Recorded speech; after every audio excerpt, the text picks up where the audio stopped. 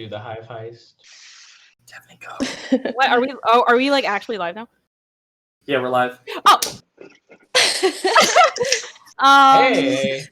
Hey everyone, welcome to the big hype live virtual event. Live in the internet, at least. Sorry, I'm getting like feedback in my mic. Hold on. Everyone Okay. mute. Mute. And I'm going again. Okay, I don't hear anything now. Can everyone hear me? Yeah. Okay, sorry. I'm going to redo that. It's Dre. Is it? You said it's Dre? Yeah, Dre's the one that gives feedback. Oh, okay, good. All right, so I'm going to restart that. Hello, everyone. Welcome to the big hype virtual event in lieu of KQ35. Obviously, it's not happening this year because a little thing called COVID happened. So we're doing this instead, and you can donate money through PayPal to kqchicago@gmail.com. A lot of great organizations that you can donate to, including Brave Space Alliance, Chicago Alliance Against Racist and Political Repression, and Asada's Daughters, and also Logan Arcade staff, because obviously they were closed because of COVID. So this is the Queens panel. We have some great queens here, and I guess if you just guys want to introduce yourselves. I don't know what particular order, but I guess Alyssa, we can start with you. Andy, Cody, Damish, Dre, Walshy, and then Woody. That sounds like an alphabet. My My name is Alyssa. I live in Portland. I've been playing for 5 years. Fun fact about me, I ate an Oreo today. Is that acceptable? I'll allow it. Okay, Andy? Hi, I'm Andy. I also live in Portland. There's like 4 of us on this stream, so that's awesome. Yeah. Portland's the best scene. And I did not eat an Oreo today. I the leftover cheeseburger for breakfast. So all right, I like these fun facts. Quite as cool, but still a sandwich. Okay, Cody. I'm Cody. I live currently in Hillsborough, but I'm moving to to Portland next month, which is exciting. Officially Portland, back at it. What did I eat today? We had croissants. And what else do we have? Oh, and boiled eggs, soft-boiled eggs. Big fan. Those are good. Delicious. All right, D-Mash. Give me just 1 second. Hang on. No one go anywhere. Oh God, he's wearing pants. What is he? Oh. Ah! What is that? He also ate Oreos. Yeah, let me just like... crack one of these bad boys up. These are double stuffed golden Oreos. And I have not eaten one today. I'm just going to put this away now. My name is Damish. I play Queen. I'm also from Portland as the first. Portland is the best Queen scene. And we're also the first alphabetically, which is so exciting. Like all 4 of us, just first, up front. Screw totally you guys. Planned. Don't I forget used to play in Daphne's scene in New York City when I first started, which is how I got so good in the first place. And then I moved to Portland. Because you found love. Yeah, and my pronouns are he, him. Sick. Dre. Okay, Dre Quan, Chicago. I've been playing since August 2014. He, him. Fun fact about me: Portland is the best Queen scene. Okay. Take it. All right, Walshy. Dave or Walshy. I now live in LA, but I played in Seattle for like the last 2.5 or 3 years or something like that. And I did not eat anything yet today, so I'm behind the curve. All right. Shame on you. We're gonna pass out later. Well, okay, Woody. Hi, my name is Woody. I am a player from Chicago, although I did play for a month in St. Louis when I lived there back at home. I had a wonderful, hot veggie panini today, like fried cucumber and onion, red pepper, avocado, and provolone cheese. Holy crap! All in a pesto sauce with a side of sweet potato fries. All right. Oh, great! I'm so happy for you. Sweet potatoes. So good. I didn't introduce myself. But I don't need any introduction. I'm just kidding. My name's Daphne. I am not a queen. I'm actually really terrible at queen, but I am a speed warrior that lives in New York City, and I've been playing since 2015, and my pronouns are she, her. So I think we got all that stuff out the way, right? So I'm thinking we can kind of break this panel down into different concepts instead of just like specific questions. So what I'll do is just throw a concept at you guys, and you guys can go back and forth, compare, contrast answers, whatnot, and just say things, I guess, that'll be really helpful to anyone that is an aspiring queen or is a queen but can use, some advice or whatever. So yeah, we can get started with that. So how do you guys leverage your queen lives? Like, beginning of the game, like, are you like aggressive and shutting down the enemy team, or are you really trying to like hold on to your lives in the beginning? I guess anyone can start. I don't know who. Start. I think it kind of, like, for me, it kind of depends on who I'm going up. Can you guys hear me okay? Yeah, I can hear you. Yeah. Okay. Yeah, it kind of depends on like who I'm going up against, because I know like whenever I've played Cody in tournaments, I just try the hardest to hold on to 2 eggs for as long as I possibly can. There's just no other way for me to stand a chance against Cody unless I try to be perfect for as long as I can. Even then, I can still just get beat on objective because I'm not like taking enough action, and I'm not like really changing the pace of the game, or really like, I don't know, sometimes you just like need a certain degree of chaos. But I think, I don't know, I like to use up my lives when I'm in a position to like be more aggressive, and I know that winning the game means that I have to establish dominance and like keep it for the whole game and really be able to like fight for my objective and fight for lockout. Sick. I have I guess a point. I brought this up in the general strategy panel earlier today as well, but I'll take another opportunity to plug my idea of resources in Killer Queen, as far as like a queen player goes, right? And my tier of resources, which I also explained earlier, was lives, vertical space, horizontal space. And at each level of that resource, I'm willing to give up all the resources below it to preserve the other one. So in this case, right, if you're bouncing or whatever, you're getting pressured, you're willing to just like move out of the way initially, right, before you can re-engage, and you can give up that horizontal space to not get into a pincer or whatever. And then once you're in a pincer and threatened from both sides, you can start diving out of position to give yourself more time and make yourself expensive, trying to preserve your life for as long as you can, and then eventually you get pincered to death or whatever, and you just die. But I guess all that to say, my perfect theory of Killer Queen play for lives is to play every life exactly the same, right? With kind of the same level of care, with the only difference in playstyle coming from what your life count makes your opponents do.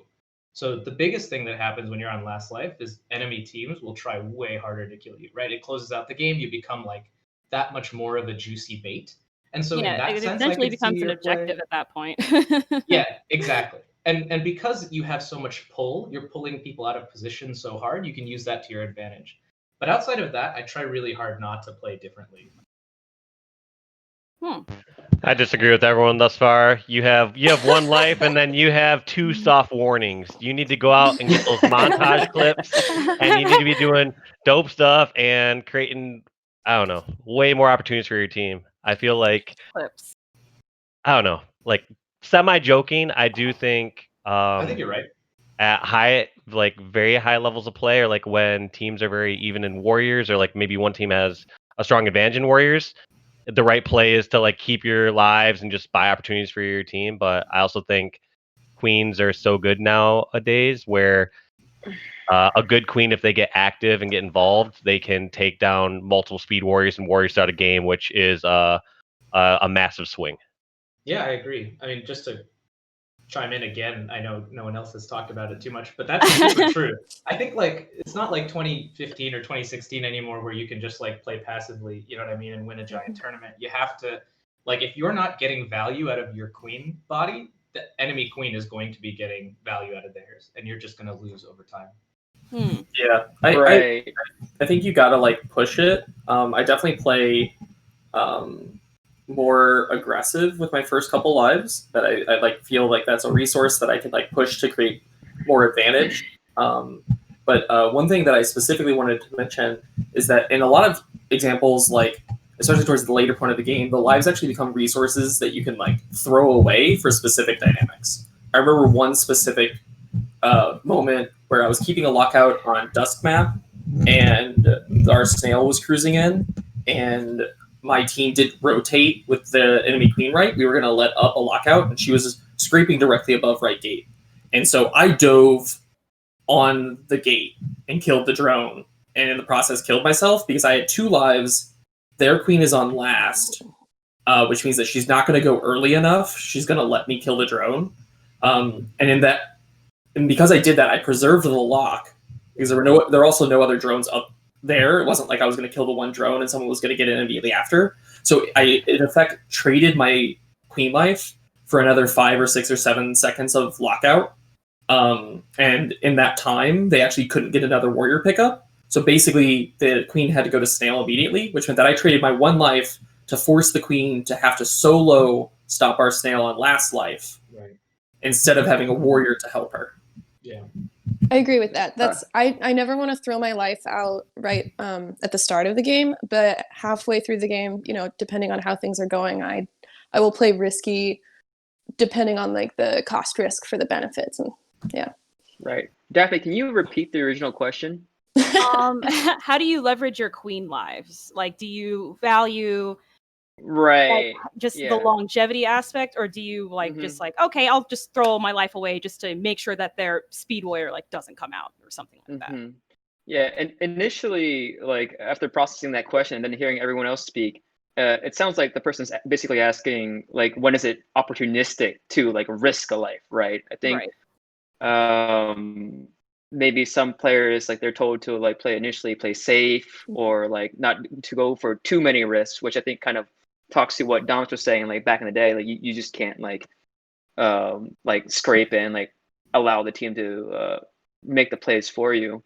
But that's a great point. Like analyzing when to leverage your life to make like an opportunistic play to really turn the game in your favor. And Woody already provided a great example of that. But that being said, I mean, I don't know. Cody, I think, is the last one to speak on this. I don't know if he'll have a different answer than mine, but like, it would take a lot to make me risk my life out of a play that I didn't think was like 100%, like I was 100% confident in making. And we talked about in the last panel, I think Hel brought this up. She brought up the idea of patience being like a defining virtue of a great killer player. And I think queen lives come into that, right? Like, yes, there are those, maybe a couple times a game plays where your queen life will actually net this huge value for your team. And again, Woody gave a great example of exactly that. But if you're newer to the game and you're not really that tuned in to knowing which of those opportunities to take, I would say err on the safe side always. Yeah. Like in regards to like openers or like how to approach the game, I think you most definitely want like your pieces set up first, right? You want to get your formations going, and you want to at least establish like a rhythm for your team, get the tempo going, get your first vanilla, your speed, your third warrior if possible, the 2 running 2 to 4 berries in. You basically don't want to die at the beginning of the game. I know that sounds very, very like obvious. Yeah, the game doesn't start till your opener is stable on any team that I ever play on. There's nothing I really have to say that someone hasn't like touched on lightly. The only thing I'll kind of, as like a general thing, is like you're never gonna know what those situations look like until you throw yourself into it and you like die. Like you've seen it before, you've realized, you've like analyzed the game state from like a macro level, and like you've been like locked out. Let's say you're in like lockout situation or something, and you have you're like trying to get your warriors up, and you're like, how do I leverage my life in this situation? You're not going to know until you've been in that situation before, and until you've like pushed yourself to the limit of what you can do there. So I think those sorts of things, especially like leveraging your lives, just come with time and practice. You have to die like a million times on queen to even feel like you have any sort of like grounding level of play. I feel like you have to put in tons and tons of hours into queen just to feel comfortable on the position. It's just one of those. It's another one of those it depends things that I hate so much about the game, but it is a big it depends situation. It's the answer to every question. Like any question that Yeah. Daphne's going to ask us today, the answer is going to be like, well, with this set of variables and in this situation, we would do this. Yeah. Well, But everybody's touched on something about that. Yeah, it was like so. Like maybe we could, if we thought about this, like how often or how is the way that we take our first death? It's usually from like an early like unforced error, right? Or being like overly too aggressive. Second death, I think for me, is most definitely in like a state of recovery, trying to like pick up gates or leveraging what is the best opportunity to pick up a warrior gate. And then no third death. No, yeah. No. I think it's all going to vary based on queen style too. I'm probably the most hesitant to give up a life on this panel, so I'll be giving I'm like the token conservative, you know. I think anymore, Damish, I feel a lot closer to you. A lot of these like long slogs towards the end of these massive tournaments are in many ways wars of attrition, and like giving up your life last is almost more important. It's that like, you know, their queen dies the third time and the game ends. But if the game had gone 3-5 minutes longer, I would have died and the game would have ended, you know? But it didn't, because they were the reason the game ended. It's kind of just like, make them the reason it ends and don't let it be you.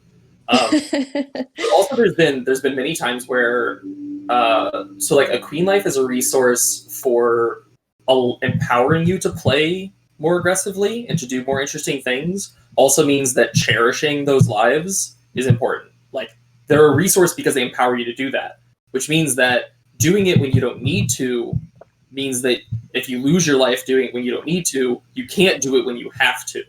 And so it's like, if you have all your lives and things start getting crazy, you have that wiggle room to make the power plays and to get your team out of really sticky situations. Yeah, exactly. There's also just like a lot of bullshit in the game where like you do everything perfectly, but then a stray berry just like causes you to die. So I do feel like even now, like you just have to play conservatively because there's so many unknowns. And like if you assume that if the team you're playing up against is equal or better you, then forget it. You basically have no choice but to like outpatient them, because if you wipe, you need spare eggs to be able to handle like all the tricky precision-based tech that you have to do to get out of lockout. Right. That's a really good point. And another thing about like even just the berries, the drone bumps are so good now. Like you can play really conservatively and you can be somewhere safe. And if you slip up just a second, someone will just boop, extremely good. And you're dead. You're dead. All right, sick. So next topic I just kind of wanted to touch on, and we don't have to, go on forever about this, but queens as shot callers. Do you like to run the show? Like, do you like to kind of have that umbrella of communication over your team, or would you rather have someone else in your team, let's say maybe like your snail rider or someone, do the communication for you?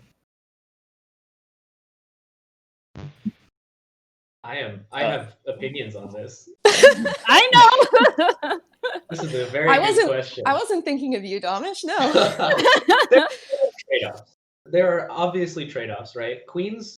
So the biggest trade-off, and the reason why I do so much shot calling on teams that I'm on in general, is that coordinating from a position like the queen, where you have so much influence over how the game goes, and so much risk if you make a mistake or wind up on your own somewhere on the map, surrounded by enemy teammates or whatever, is huge, right? There's a giant benefit to rallying your team around you, who is likely going to be pushing gate control, snail push when it's required, whatever, right? You're going to be in the heat of the most important parts of the map, so it's really easy to get your teammates on the same page. It takes a lot of practice and effort to do that, and it's distracting as hell. Like, I can't tell you the number of times I've died because I was like watching a teammate do something when I was about to direct them to do something else. You know what I mean? Usually me. I think as people get better and as you play together, you need to do less and less of that like strict communication anyway. Mm-hmm. But I just love being able to direct a team around what I think is important because I think it's right. Yeah, I agree with that. I think there's certainly a command hierarchy that goes on with killer queen play, and it becomes like maybe less important with the amount of time you play with a set team. because there is like some mutual understanding and communication. Like for instance, if your speed warrior sees a pincer first, obviously you should be able to trust them and allow them to, make the play for you. But as regards to like shot calling or just like communication, I like strongly encourage like all players on the team to at least feed information, or be empowered enough to speak on what they see on the board. But on the cab too, though, you need to have those decisions or those conversations made before you get on the cab, because the last thing you want is to have like a live disagreement, that could create like a fatal error for the match. Yeah. Been there. We all We all have. Yeah. Okay, cool. I think also like Okay, oh, yeah, sorry. keep going. No. I'm just making sure everyone got to say. You're So. good. I think also like for me personally, it does definitely, to echo Dre's point, like it comes with time, just figuring out like where you kind of fit in terms of like the team makeup and like what you can say and how you kind of like bounce off each other, because every group of people is like kind of vastly different. But I think also just like queens have a lot of leverage in that they're in the center. They can like really command, like you have like the best view of the board. You have the best view. You have like the most voice. You're like the loudest. You can be the loudest. Everybody will hear you, whereas your end players probably won't. So kind of something I always try to do is just like echo points that like are important and are relevant to like the immediate thing. Like the thing we need to do right now is what this person said over here, or I'm going to say it like 2 seconds later. And just kind of being able to like recognize what those calls should be, or like how you can tell your team something's drastically important without being like, hey, dingus, get over here, sort of thing. Which is like not helpful for anybody, but happens a lot. Yeah, that's all I have to say on that. So I like that a lot. Personally, like hate shot calling because I'm actually pretty bad at it. Like one time Turbo told me that whenever I try to call shots, my tech a noticeable decrease in quality, and I It's actually think it's hard. true. Like It's hard. I don't know how Domish like manages to like lead a team while hitting tech, but like I'm kind of like reliant on certain pieces of tech as like a crutch. So being able to do a certain move at the right time is just important. So like if I could ideal communication style, because I don't even remember what it's like to play the game anymore, but is to have like more of like a flat structure on the team where like maybe there's not a single leader, but there's maybe 2 different sets of people who are talking about what they're doing. And I think once you have 3 conversations happening at the same time, you not only crowd the like onic space, but you also like lose the ability to devote the right amount of resources. But like when you have an offense, like I think someone in the chat called out Helen for being amazing at calling while speed warrioring. I think that's true. Like she's so good at particularly like just like chugging like berries with her team and making all the right shot calls for that. But at the same time, like when you have a defense that's also being really vocal, and when you can balance being able to hear the kind of push and pull of offense and defense at the same time, I think that's kind of like the ideal when the team is kind of like running itself. But I think you kind of need like 2 different operations happening at the same time to have a really like well-functioning team. Yeah, I really like that. I think everyone has kind of touched on this, but the optimal obviously sounds like everyone is like 5 pairs of eyes are better than just the one, right? So if everyone is communicating well without clutter, I think that's the most optimal thing. And just to call out 2 things. One of them is if you're trying to get better at shot calling, there's a drill that I think we came up with in New York, which was when you play a practice set against another team, and you force everyone to be silent except for one player. And then for that game, that one player calls all the shots for the whole team. And it's a really good way to get practice and to expand your awareness as well. And I think once you get really good at it, it becomes automatic. Like I hear myself making call outs, like I hear them come out of my mouth when I'm watching tape.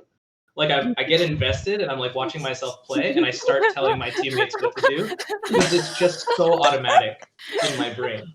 That's amazing. I never want to watch a horror movie with Domish now. Go downstairs. Where's that werewolf J dive? Yeah. Yeah. Did you That's have a great, second? actually. What'd you say, Woody? You said you had 2 things, right? Those were both of them. I just wanted to bring up that okay. drill, and then the Yeah. thing was like, when you Oh, do I see. feel Gotcha. yourself getting good at it, it won't be distracting to your tech because it's happening without you really thinking about it. I don't think about it at all. It just Yeah, Yep. I was gonna say you should sing out the things that you're doing. Like, I'm gonna hit this J dive. I do. I I actually do. but Not always, that's but something I tell other players too, who especially aren't vocal. I'll tell them just to like say out what they're doing on the cab or where they're going, because even that bit of information, one, empowers them to speak, and then secondly, it feeds information to the rest of the team. Something that especially when Justin was coming up, one of the main things I told him was, like, when he was playing objective, I was like, like, how about this? How about you just keep count of our warriors, and then keep count of the other warriors, because and then I feel like that became a mnemonic later in like KQ communications, where like you're always counting basically your warrior power. But yeah, I love that. There's a lot of power in they're getting someone up out of right. Yes. Like, just that piece of information is good. And I think one that's thing a good way to do it. I want to say is I think that the queen is inherently a shot caller. Like, I think you can't really it's an essential part of the queen role, because the most important thing, like the number one most defining thing of the game state at any given time, is the location of the two queens. Where they physically are on the map transforms how everything else operates around them. They create like entirely untraversable portions of space, and they are walls that just like occupy these zones, and everything occupies around them. So like a queen who's at mid gate on night map that chooses to dive for left gate on night map has utterly transformed the board state. It's like a completely different map right now.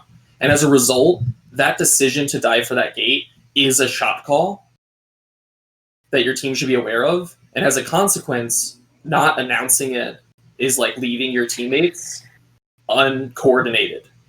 So what I often tell newer queens when they're like, I'm a really bad shot caller, I'm like, all I want you to do is blab about what you're doing.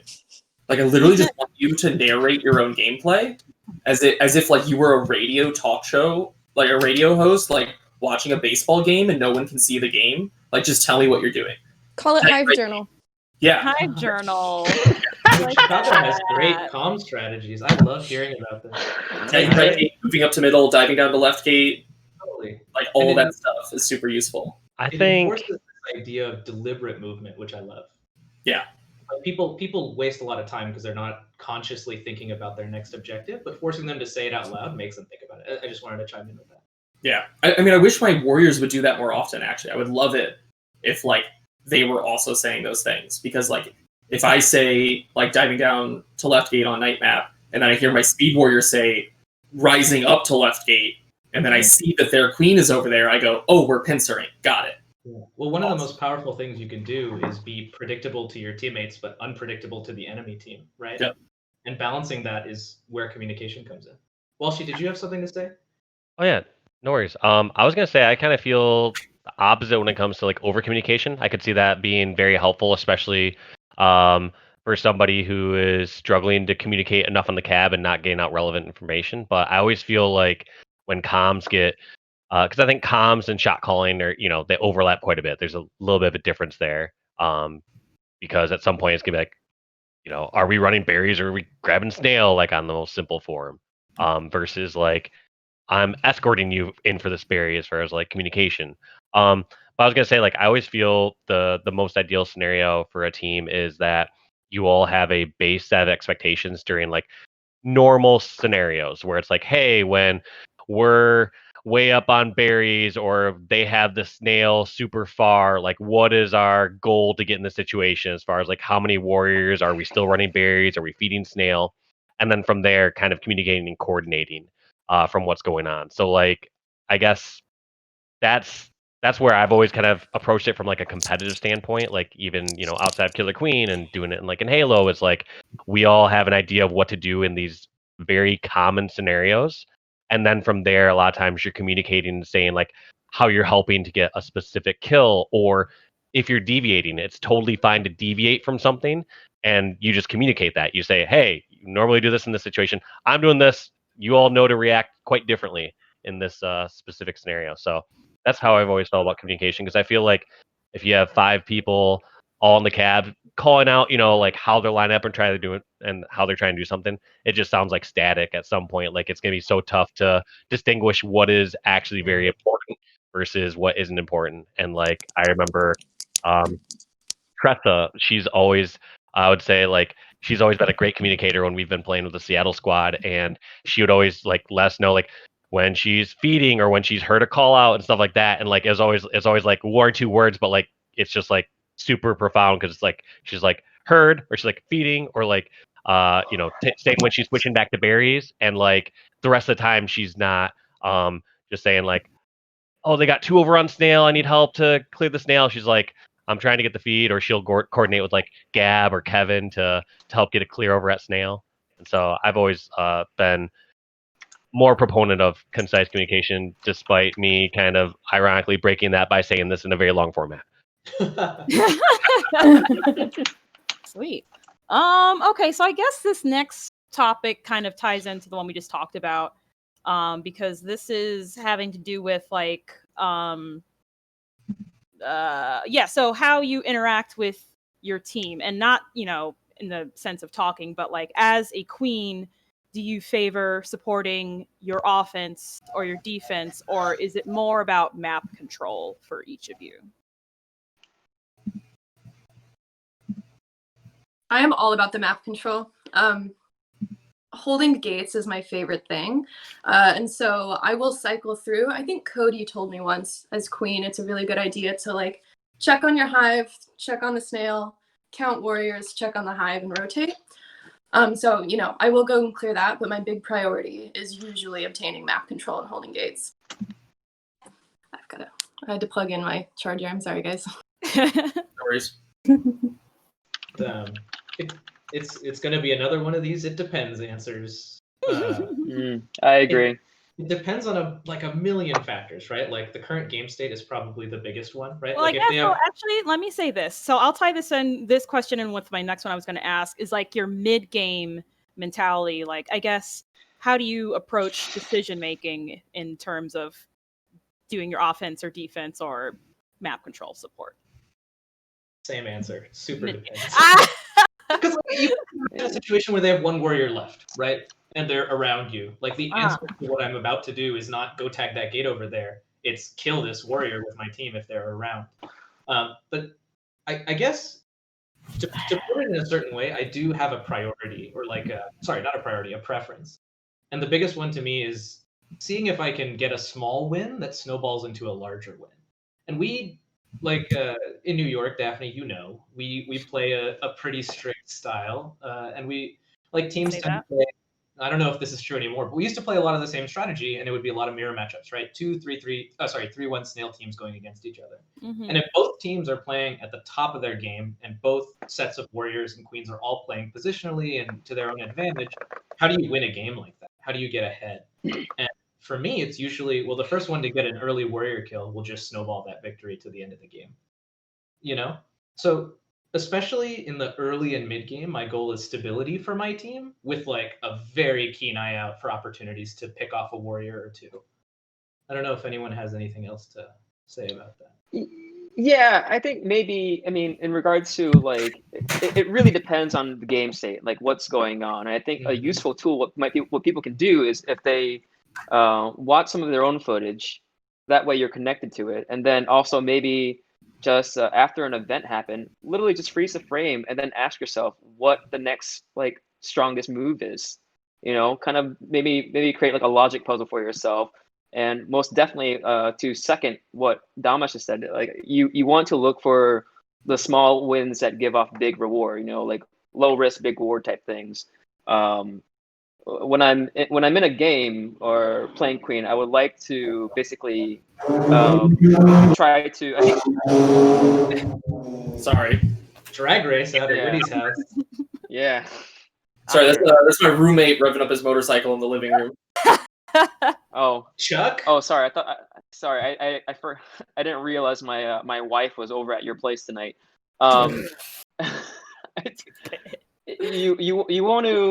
You want to support essentially like your weakest unit right now, and I think it's something that I kind of learned or like kind of equated to like from Killer Queen when I started learning like how to play chess. You know, like you want to make sure that your pieces are protected.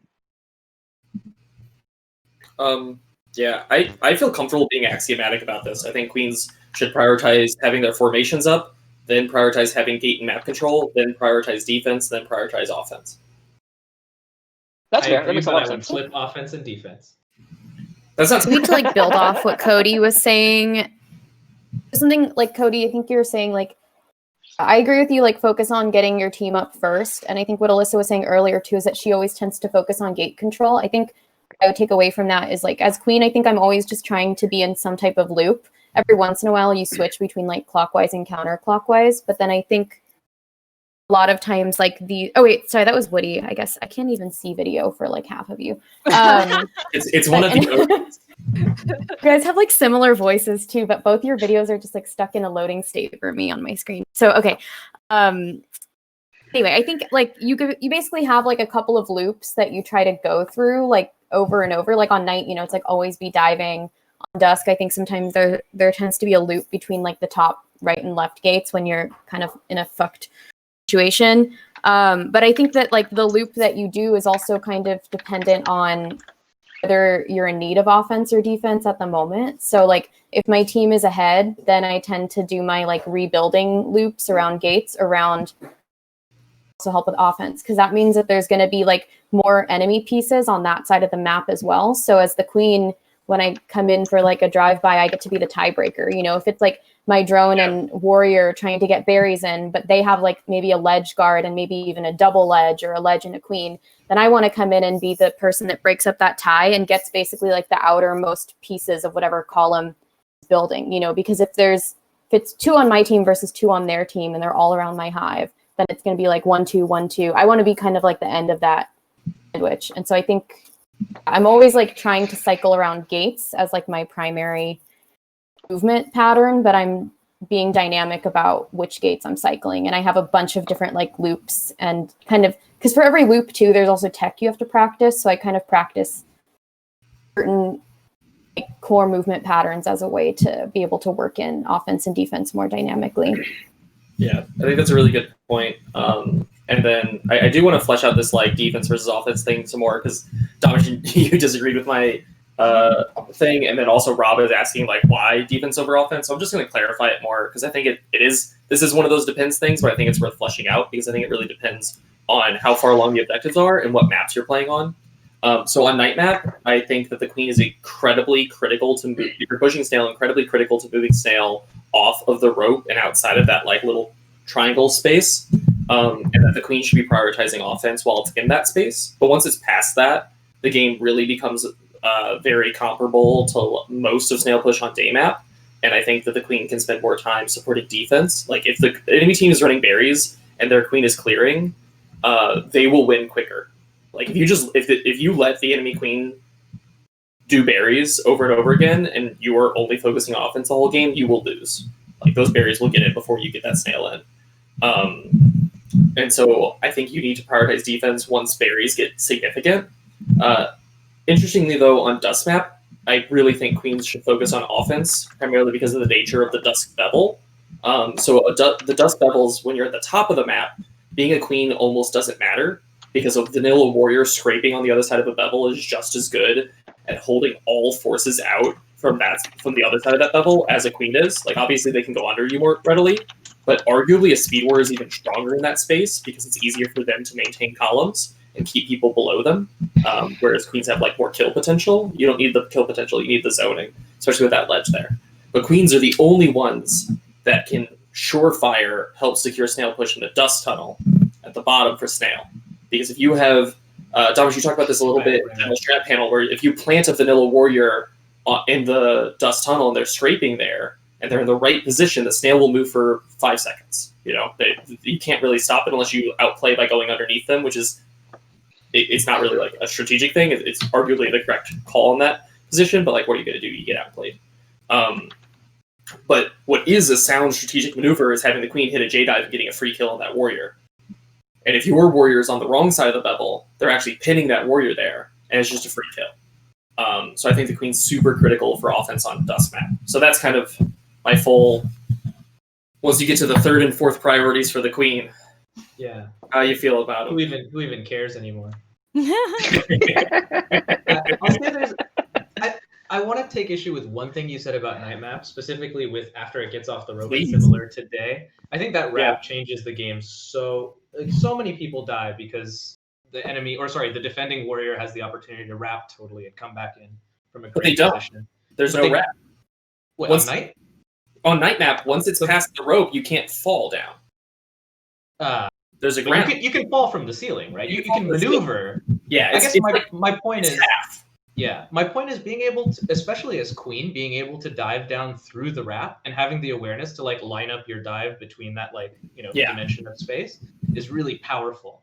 And if your snail is pushing hard, I think, and most of the time, maybe this is a bit of a meta play, but what I've experienced is that most enemy teams will pull off their own offense to come defend that snail because they're scared of how fast it's going in.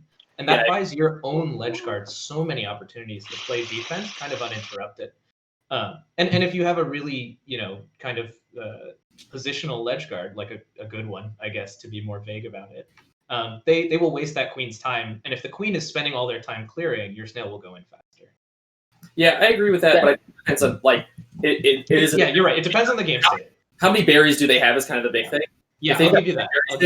Got a snail almost to the waterfall, offense. Yeah, if they got 8 berries in, you can't let 2 queen clears come in, you lose the game. Yes, you're totally right. Hold on. We're speaking under the pretense that this is a berries versus snail game, though. I mean, I feel like the situation would be, or like the opening third of the game would be very different if it was like 2 very strong, even like snail v snail teams too, though.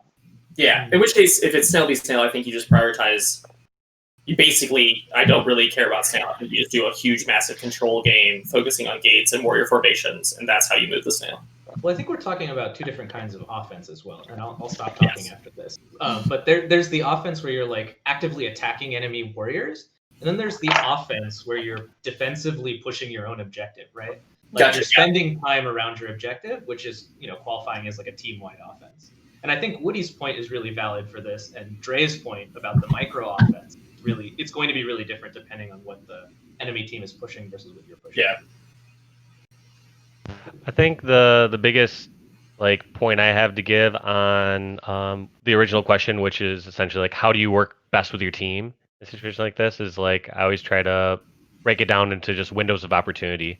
A lot of the examples that were given here is because your warriors are doing a good job staying alive and being in a spot, and you don't have to be there that exact second. Yes, there's plays like stinches and stuff that have to be perfectly timed, but the best way to work with a team is like Andy said, where she has a warrior and a drone over near her hive trying to get a berry in or trying to stop a berry from getting in. She is afforded that amount of time, that window of opportunity, those 5 or 10 seconds or however long that engagement's going on, to fly over, tip the scales, win that battle, and then go over and find the next opportunity. And those only work because if a warrior stays alive and buys that time. And it's the same for a queen, is staying alive, buying time, and you're not having to make a play in a split second or move over with your warrior at the exact time. It's just more there's going to be some asynchronous plays. Someone goes over to the hive for a moment, and then you get there 3 or 4 seconds later. That's okay, but it's just creating that window, and then the queen comes in and helps out. So I actually have a question that's in this vein of things, because we discussed offense versus defense when talking about snail teams versus each other, or as the snail queen versus the berry queen. But I actually want to think about it when it's 2-2-2 berry teams.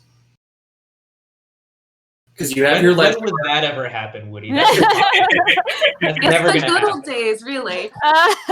good old days of Cactus Clash this year. But it's I think it changes I think this reveals whether or not we prioritize offense or defense pretty heavily. Is if you have your speed warrior clearing their ledge guard and you have your ledge guard up, do you want to be helping more your speed warrior clear that warrior, or do you want to be defending your ledge guard more? Which would you rather be doing? I Easy feel answer like for me is pushing my offense, so clearing theirs. I But feel like it that depends on the sort of players. depends on who your ledge guard is, though. Like, And who their ledge Thomas guard is. refuses to have his queen help him with his ledge, but other ledge guards, I think, feel more secure when the queen is there to help them. So, I guess if I had like the average ledge guard, I like. It's a cheating answer, but on night map, I like going back and forth through the wrap. You really don't have to defend your ledge guard all the time. You can just pop over there really quick, and then you can go help your own ledge guard or clear out your hive. I'm all backwards. But, it's hard to talk about. it's You go to hive. What does the map look like? I don't remember. I don't know. And yet you made a great point about the spatial reality of it. Those hives are so close. They're so close, and yet so far. Yeah, I guess though. I really prefer helping my ledge guard. I don't know. I like telling them I'll be right there to help you. You're doing great. Yeah. So I guess that's defensive. Yeah, I'm definitely supporting my ledge guard. Definitely defense. I agree with defensive. It's so nice where if you clear that out, then their drones, like you now have like drones versus a warrior there, and then you can go back to your side and force them to like move over. Here's the counterpoint. Here's what I will ask you. What happens if there's an enemy warrior harassing your ledge guard and you go over there to defend them and then that warrior just like hangs back? Like think of how much value they're getting in terms of your queen time. You know what I mean? Right. Yeah, but that's we're also banking on our speed warrior and the opponent's queen in our hive, essentially mirroring us as well. You know, with the speed warrior alive, ushering in those berries. I touched on this in our general strategy chat session. Is that opening? Everyone gets the first two berries in, and then for me, I feel like the big win is to coordinate with my speed warrior that's spawning out to essentially usher in the second round of berries in and killing their ledge guard almost like immediately as fast as possible, which breaks the game wide open for you. It allows you more freedom on the map so you can collect the gates, and it also pulls their speed warrior to replace the ledge guard. Oh yeah. Pitting them to do essentially what they don't want to do. As for night map, it's kind of the same situation. If I'm ledge guarding, I think we're all in agreement that we prefer to play defensively if we're playing like a 2-2. My biggest worry is that okay, that's fine. That's okay.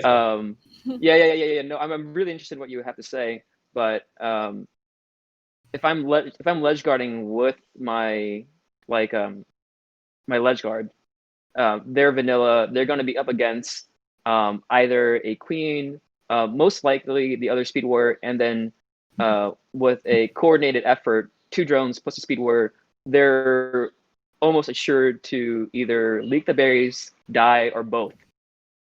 So I'm just there to screen those and like kill those drones off for them to like buy more time for my speed warrior and my drones to run berries in. I think another important thing to remember about like running berries is that because down to your point about like how much time they're getting from your like queen being there, but it's like you don't just like hang out there, right? Like you time it to arrive when their berry. It's the difference between timing it to arrive when their berry runners arrive at their hive, or timing yourself to arrive at your hive when your berry runners are arriving, right? And like that's like a choice you make. And I think like to me, the moment like a queen like dives to go to kill my ledge guard, I'm like, awesome, I'm gonna follow her. And then similarly, we talked about this in the general strat panel. It's like if you have your ledge guard in the night hive and a queen's coming in for the clear and your queen is coming after them, that warrior can rise up and now you're pincering the queen.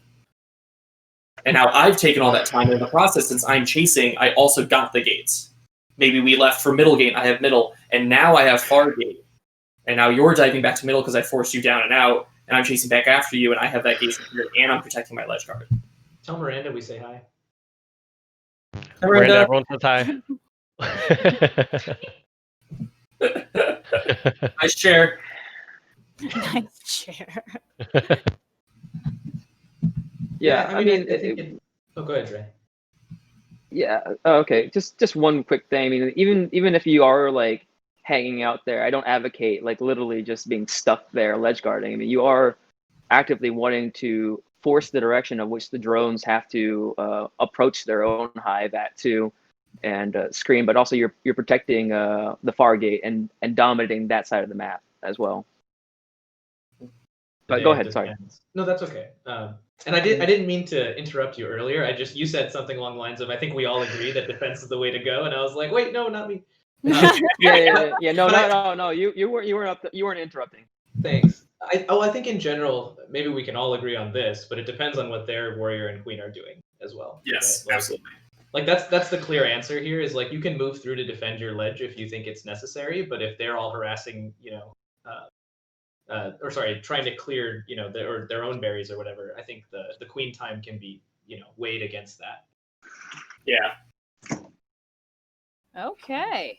I think everyone's maybe had their say on the topic. So we'll move on to something maybe more simple. So in the case of holding... You're going to be surprised. 2 hours later. In the case of holding a gate, do you prefer to have your other warrior have your back or on the other side of you to set up for pincer with the enemy warrior? Like if, they're there.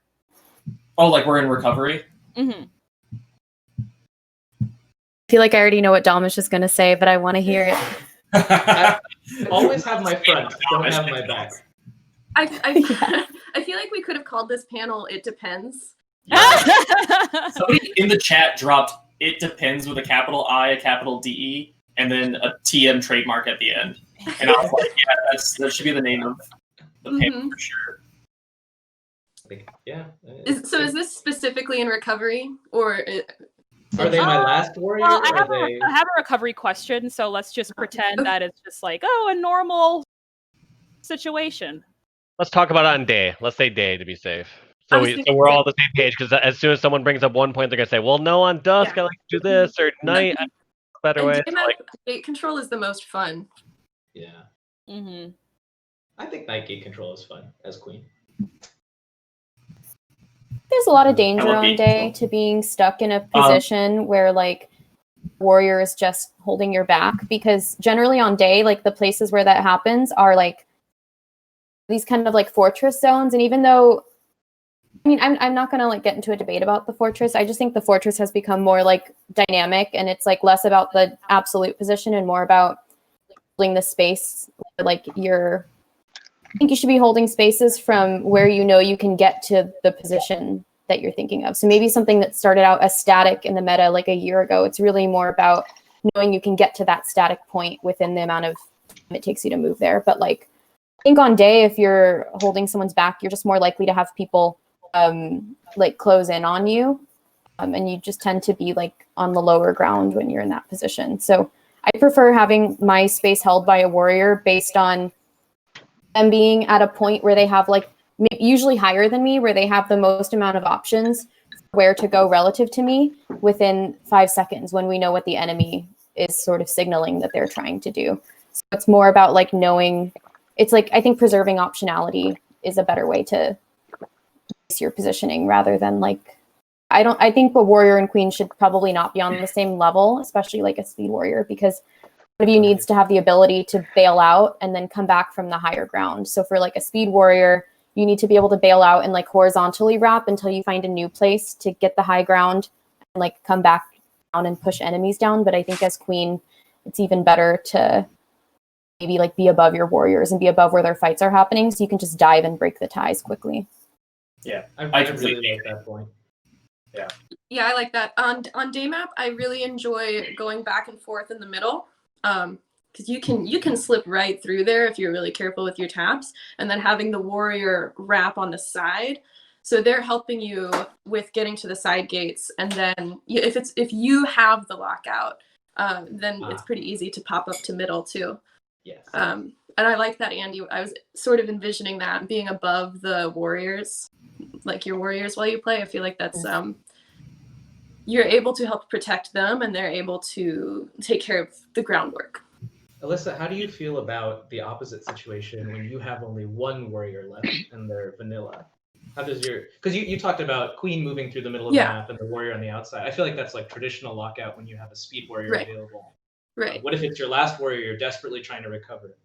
What about? I guess it's another one of those fancy it depends situations, but I envision my warrior still being on the side to help me. But it depends. Like, do they have 3 warriors and there's a whole bunch of action in the middle and I'm actually not safe and I'm stuck? I would like it if they could come around and help me. But if we're trying to get another warrior up, I would like them on my side so that the worker can come up through. I think talking about this one particular situation of your last warrior and you're on day map, I think the answer is, especially if they're slow, I don't think they have enough time to be on the outside of the map and then come back in to help you. So my preferred position, and when warriors ask me like, what should I do on last, as you know, on day map, last warrior, I tell them to float around the center of the map and slow down as many members of the opposing team as possible. And I kind of wish I had a map to draw on so you could see it. But for anyone watching at home, you have the 2 outside gates, and then you have these like long columns straight from the hive down.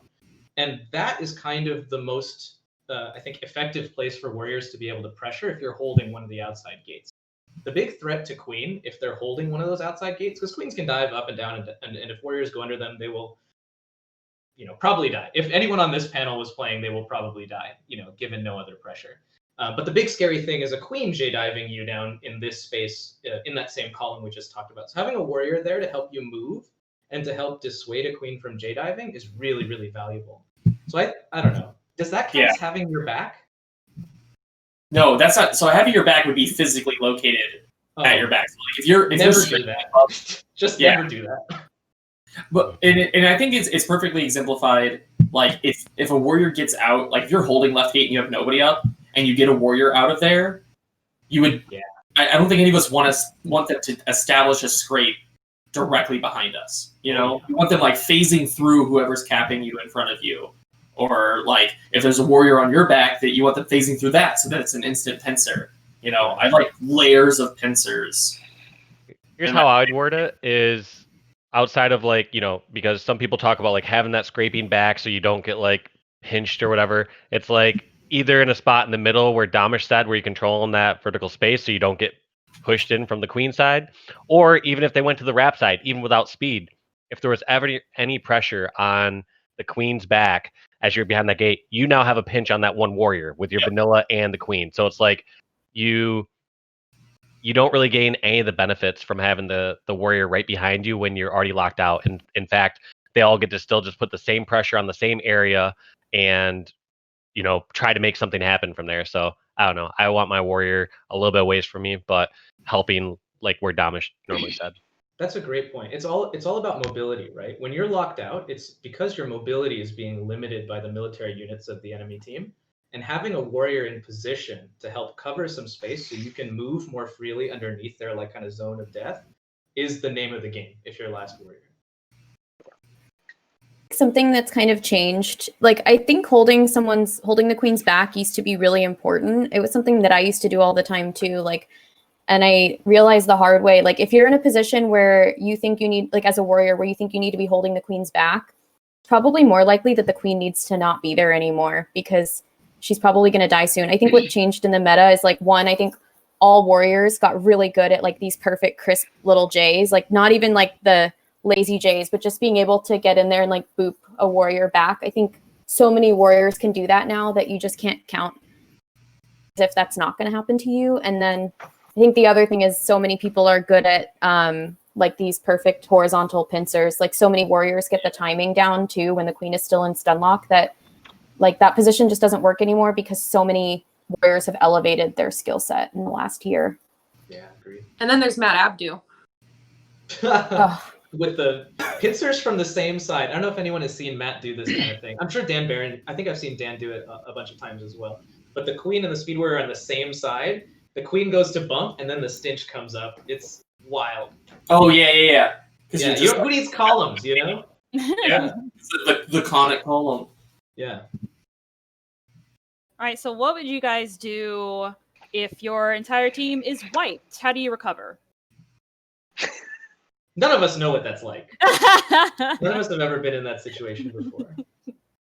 The only thing that I have to say specifically, I feel like the most important thing that I learned for recovering is Javen taught me how to do I forget what it's actually called, a short stick.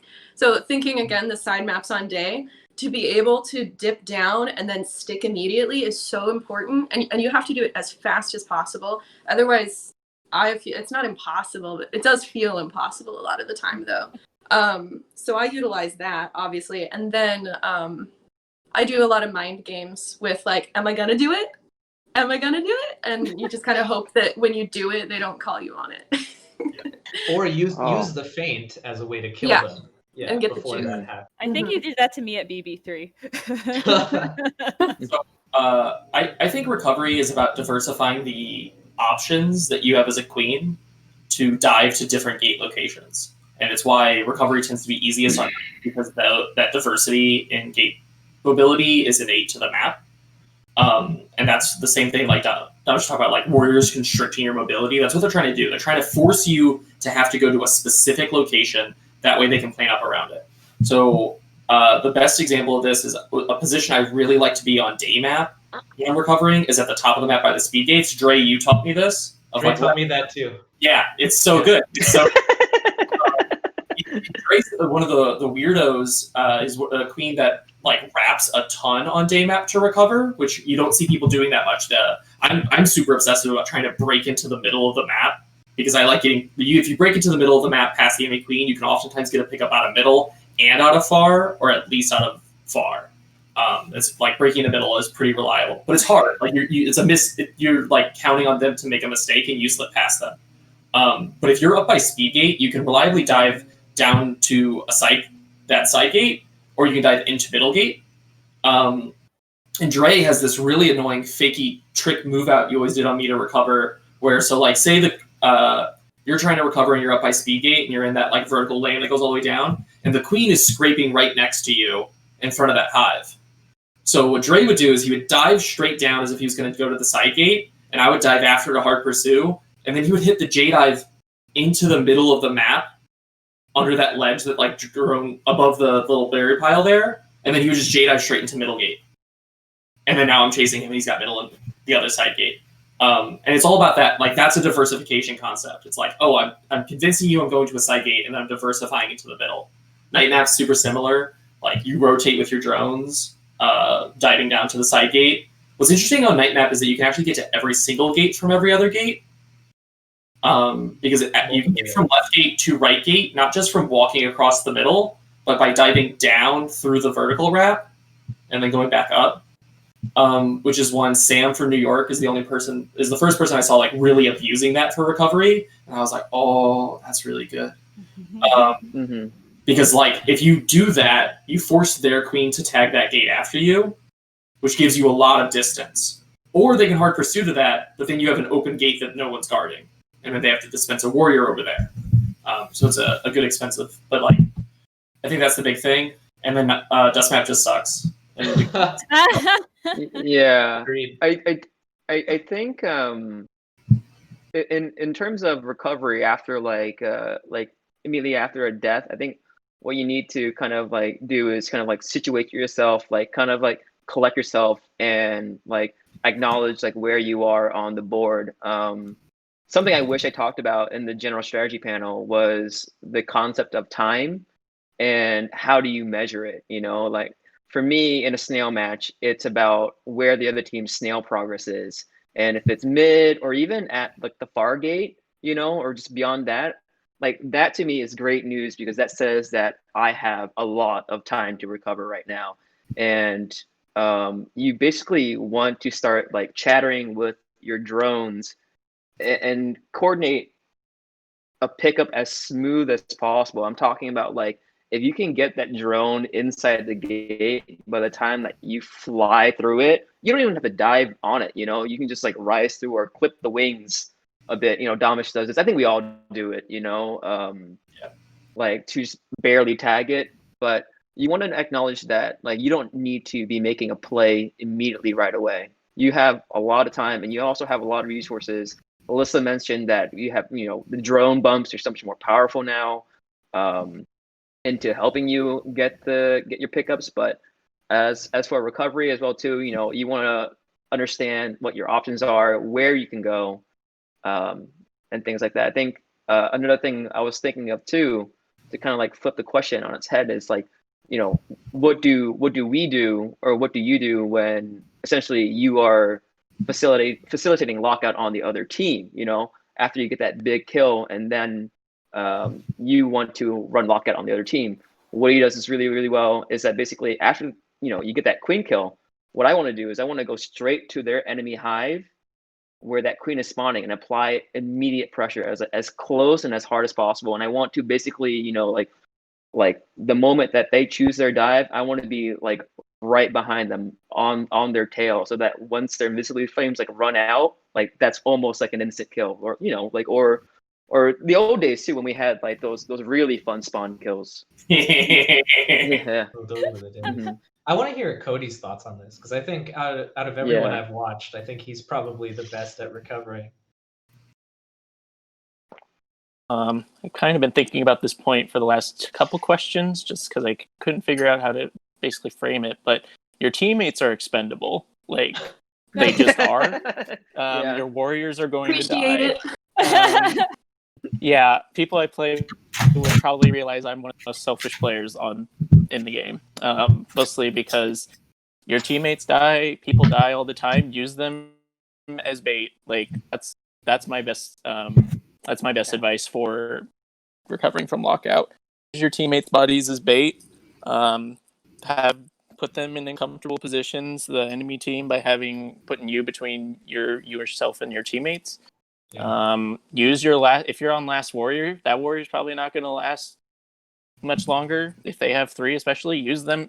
Let them die. It doesn't matter. You have a finite amount of resources. You have 3 lives. They have 1 million. Like, it's just proven over and over again that like warriors just die. Even the best warriors die. But that's just me. I also play like a crazy person, and just like I totally go for playing the entire game as if the other team's on like the back foot. Like, I'd rather just like seal the deal off the start than do it later. There's no point in doing that for me personally. But I think just in lockout situations, or getting close to lockout situations where you're on the back foot, just bait your teammates, let them die, kill everybody else. The only way you're going to come back from lockout most of the time, in my experience, I'm just speaking personally, in my experience, the only times I really come back from lockout is when I've like killed 2 people back to back, killed 3 people back to back, killed the queen, and then do something after that. It's really, really hard to just like come back when they have 3 warriors, 4 warriors, full military, and you have nothing. So don't let it get to that point. Just like bait your teammates earlier, use them to your advantage. They're going to get up again. It's not like a lost cause if your first speed dies. But, I think I also like... That's a dumb take. I like that mindset too. Oh yeah, I like that mindset too, Cody, because it's not just about like getting your teammates into dying, but rather like not being in denial about the fact that your teammates will die when you're behind. So if you just acknowledge this instead of getting stressed out about it, which I'm totally guilty of doing, then you can take advantage of, you see your teammate in a weak position, you know that the enemy team sees that. So then you know exactly how to kill the enemy team, because you basically have a read on them, because why wouldn't they kill your one warrior and try to wipe you? I think also like I tend to take like a rule out of Alyssa's playbook. Like, one of my favorite things about the types of teams that Alyssa builds is that like when the queen is locked out, I feel like whenever she's been on my team and I'm queening, I'm locked out, like she just says the most positive things and just really does like the best job at putting the queen in a headspace of like confidence and strength. And I think it also means that the rest of the team is like that mindset of like doing what they can to help the queen. And I think that really helps. Like, if you can just help your queen get to a place where they feel really confident rather than scared, I think they're going to make better decisions. And then I think you can also, as like a drone, just set something up that your queen is more likely to capitalize on because they're not acting out of fear. Yeah, having your objective runners or just like your other warriors that are down just like hype you up on just the small wins that you're getting is just like huge. And you're just going to get more confidence and be able to pour more and more gnarly shit until you're like back in the game. And back to your point you were mentioning, like, why would you give up your decent position to like help your teammate who's in a terrible position? Yeah. We've seen time and time again, warriors abandon queens. Why would you do the same for them? Sort of thing. Like just give up on them, let them die, come back to it later. It's not the end of the world if you lose all your warriors. Never give up on my warrior. Yeah. Yeah. I would. Give up on No, them. that's really funny though, because I'm imagining kind of like those big pincers that like a team will apply on you when you're trying to do like a big gate pickup, you know, like the entire team against them.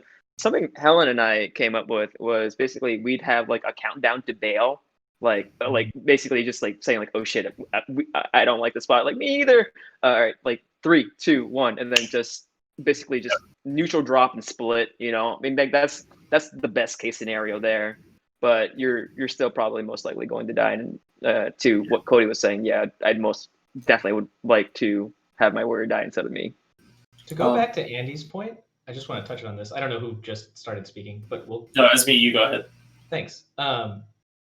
Andy brought up a point about using someone else's bad positioning to pick up a play, and that kind of falls into my like theory of perfect killer queen, where I think we're theoretically talking about this player who's in bad position, who's like desperately about to die, and you going down to save them will die as well.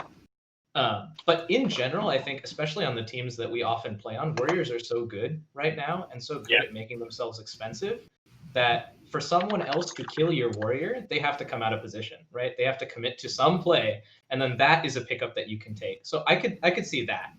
I will always try to save my warrior. I will almost always try to save them. One thing that we haven't mentioned that I actually feel really strongly about is that one of the things that I think makes recovery way easier than anything is allocating, like once you get a warrior up, like we've talked about full wipe, and we've also had one warrior. If I have one warrior up, I want them on defense. I want them to help us. Do you mean like I want them to eye the objective? I don't agree with that. Because I would rather be myself versus a queen and 2 warriors than be myself and a warrior versus a queen and 3 warriors. If I throw my warrior on stopping their objective, they have to dedicate a warrior to clearing my warrior. And that ties into recovering away from objectives is something that's also important. There are zones where you just can't do this. You know, you like if the snail's in the middle of the map on night map, like you can't. The snail's right there, you know? But if the snail is far on night map, you can focus there. You can focus on recovering out of the side gate on day map that the snail isn't by. And you effectively just force that warrior to leave. And now it's a 1v1 over there, which creates like a very strong outplay potential for your warrior. If your warrior picks up a kill, and if you parse out a kill, it happens all the time, you'll get a single warrior kill when you're like helping to like get recovery. You may not get the recovery, but you can get a warrior kill in the process. It's 1 warrior each. That happens all the time. Are you saying to leverage your objective to draw warriors away? Like if your objective is ahead? I'm not sure I understand. It's either way. It's either way because like if their snail is far on day map, and you're recovering out of near gate on day map, and you send a warrior to stop their snail, they have to send a warrior over to keep their snail moving if they want to win. I think just feels so antithetical to like maybe Daphne can talk about this too, but like to what New York has done in the past. It's just we don't trust 1v1s. I tell my warriors never take a 1v1 if you can make it a 1v2, right? Yeah. So in that vein, would you, if I sent my warrior over to the snail where they were alone, would you send 2 warriors to stop and clear them out? Depends. Is my snail really ahead, or is your snail really ahead? 3/4 of the way. I would probably hold on to the lockdown. You just keep the lockout going? Yeah, maybe. I'm fine with that. I'm fine with that because so what that means is that I have infinite time to recover. You could. I guess if your snail never moves, I have infinite time to recover. And that's the big thing, is because to me, recovery is stressful because you're against a ticking clock of the enemy objective that you can't deny. It's also ignoring drones, though, right? Like drones could be feeding as well. I don't know. I think there are a lot more opportunities with 2 players versus 1, and that's probably a distinction between our styles, right?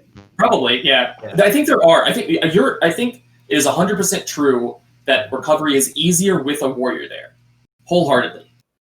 But if you're only going to get 3 or 4 or 5 recovery attempts with that warrior, if that, how much more likely is that recovery attempt to be successful compared to me getting infinite recovery attempts because they're on defense? I don't know if you get infinite, right? You're still outnumbered, even if they send 2. It's still a queen and a warrior versus just you. But it is infinite. If you don't, if you still get more, you still get more time, right? You still get. Yeah. Go ahead. I don't know. I just feel like a speed warrior and a queen at the top level harassing you by yourself is just like not guaranteed to be infinite. Like you could. You think like the queen eventually just dies? Potentially, yeah. Especially if the other 2 warriors can go and quickly clear out that last warrior. The problem with the problem with sending someone to the snail in general is the snail is a really weak position, especially if you're being forced to defend it. Like that's why people run snail, because it pulls enemy teams down. You know what I mean? Yeah. And especially like on day or on night, where a speed warrior and a queen can kind of like really aggressively hold gate control. You know, like I can exert like 80% of the gate pressure on night, maybe 70%, just like by myself. You know. It just seems like having a warrior helping you with the recovery opens up a later game opportunity. Now, if their snail is really close, you kind of don't have that option. You know what I mean? Yeah. But I don't really like the idea of using your last warrior as, because like the way I think about it is also like, what if I went into this lockdown with 1 warrior? Would I send them to the snail? I don't think I would do that. Yeah, probably have them on objective. Yeah. That's interesting. Yeah. That is really interesting. This is, I think, Cool. I think you both have the same ultimate goal. Your goal is to get someone up, and in this case, what are you saying? Hey, if I stop snail, that's going to pull 1 or 2 warriors away, which is the same as getting 1 or 2 warriors off my back, and I feel comfortable getting a warrior up in that case. I think ultimately the one point I want to get back to after this one gets finalized is like getting out of that lockdown where it's like you have 0 warriors, because 0 warriors is like the absolute worst case scenario in the game to have. Yeah. The only thing I don't think anyone mentioned yet is how to use your drones effectively to get out of a total wipe. I'm sure everyone was thinking it, and we just had like more important things to talk about. But you can treat your drones like warriors that can't fly, right? There's advantageous positions on all of the maps, and usually they're either around the gates or around the wraps where you can hang out, or sorry, just above the gate so you can drop down on top of enemies. But if there is a worker positioned right outside of that queen J-dive position on day map, that queen has a way harder time Jang because this worker is here ready to pop him. And if she waits to come tag this worker, the worker can just like, hop away and waste the queen time and still buy you time. It's a win either way. But smart worker positioning, I think, is one of the most valuable things when you're totally. Cody partially covered how to work with your workers. He says, never look your warriors or drones in the eyes. They're all expendable. Make sure they know that they're expendable. Make sure they know they're unimportant. They don't what were the other cry words at you least used, once a game. Cody? You're not doing your queen job. It's not that they're expendable and unimportant. They're important because they're expendable. Because you can leverage. No, I'm serious. You can leverage them so many ways, just from where they're standing, where they happen to be, the threat they have. Like, that's what I mean when I say they're expendable. It's like, oh, that last warrior, everybody is looking at that last warrior. Everybody wants to kill that last warrior. Everybody wants to kill the queen too, but everybody's going to make sure that warrior can't do anything. Just go, like, capitalize on their death. Do something fancy. I don't know. Maybe I'm really selfish. You sound like a capitalist. Cody is the elitist billionaire, and his warriors are all the proletariat. I think that's fair. His own little hero academia. I think if I was a newer queen, like the one part I would want to hear as far as like I get locked out, I have 0 warriors, what should I be doing? I think the ultimate goal is you need to find the situations that you're comfortable in, that you can know how to punish other opposing queens or warriors, or have those tricks up your sleeves where you it's a high percentage chance that you can get those kills, like a triple tap, like going down to tag gate and hitting the ceiling and killing that warrior as it rushes towards you, or knowing where you're comfortable on day map, like how to push towards the edge, and that if they're going to try to kill your drone, that you get that punish. So like have an idea of what like tricks and plays you have up your sleeve to turn a kill or get a punish. And if you don't have those, watch other top queens, see when they're at 0 warriors and see what they do or where they stand, and understand why they hold those positions to get someone up. Yeah. And just ask anyone. Like, hit any of us up in Discord or on Facebook or something. Like, we love talking about this. Yeah, that was actually Well, something I meant to do with the general strat channel is like make it clear that we're all like very accessible and reachable. And it's more than us. Like, the whole community. That's one of the best Yeah. things about it, is everyone is so willing to help each other. So Yeah, it's pretty much if you ask, you get information. you get too much information. Like, you'll want to stop talking about it before we do, I promise. Yeah, that's crazy. I think when you're recovering from like having 0 warriors, the you're always looking to reduce their number of warriors. Because in my opinion, if you're running lockout, I'll like flip it real quick. If you're running lockout, you need 3 pieces to effectively run lockout. You need the queen and 2 warriors, because you need the queen, a warrior to threaten the enemy queen's back, and you want a warrior that is swooping, killing drones that have managed to make it into the gate as like a last resort. Ideally, you're chopping off those drones before they get to that spot, but they get there pretty reliably because of how much queens are rotating and the different pathways they can take. And I think you have to be willing to send a warrior like to kill the drone underneath. But then if you're the recovery queen, the moment you've managed to get the game to the position where an enemy warrior is going underneath you to deny that drone, that's like your prime execution moment. You're looking to kill that warrior, and then you're looking to get it to the point where, like, if you kill that warrior and then they're down to 2 warriors, they really can't risk very reliably that one of their 2 warriors going down if you get another recovery attempt really quickly. Because if you get that kill on that warrior and you get your warrior up in the process, now it's 1 warrior to 1 warrior. And you see people overcommit to lockout quickly get locked out because their warriors get wiped in the process because they overcommit to these programs. well, that was going to be the next, basically the next topic I was going to bring up. Is just like lockout strats, like how to keep the lockout, and not screw it up. What do you guys do?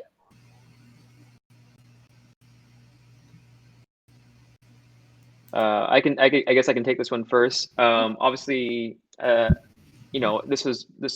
been made fun of for this. Obviously, my preference is to spread the board, have a warrior at each of the far gates.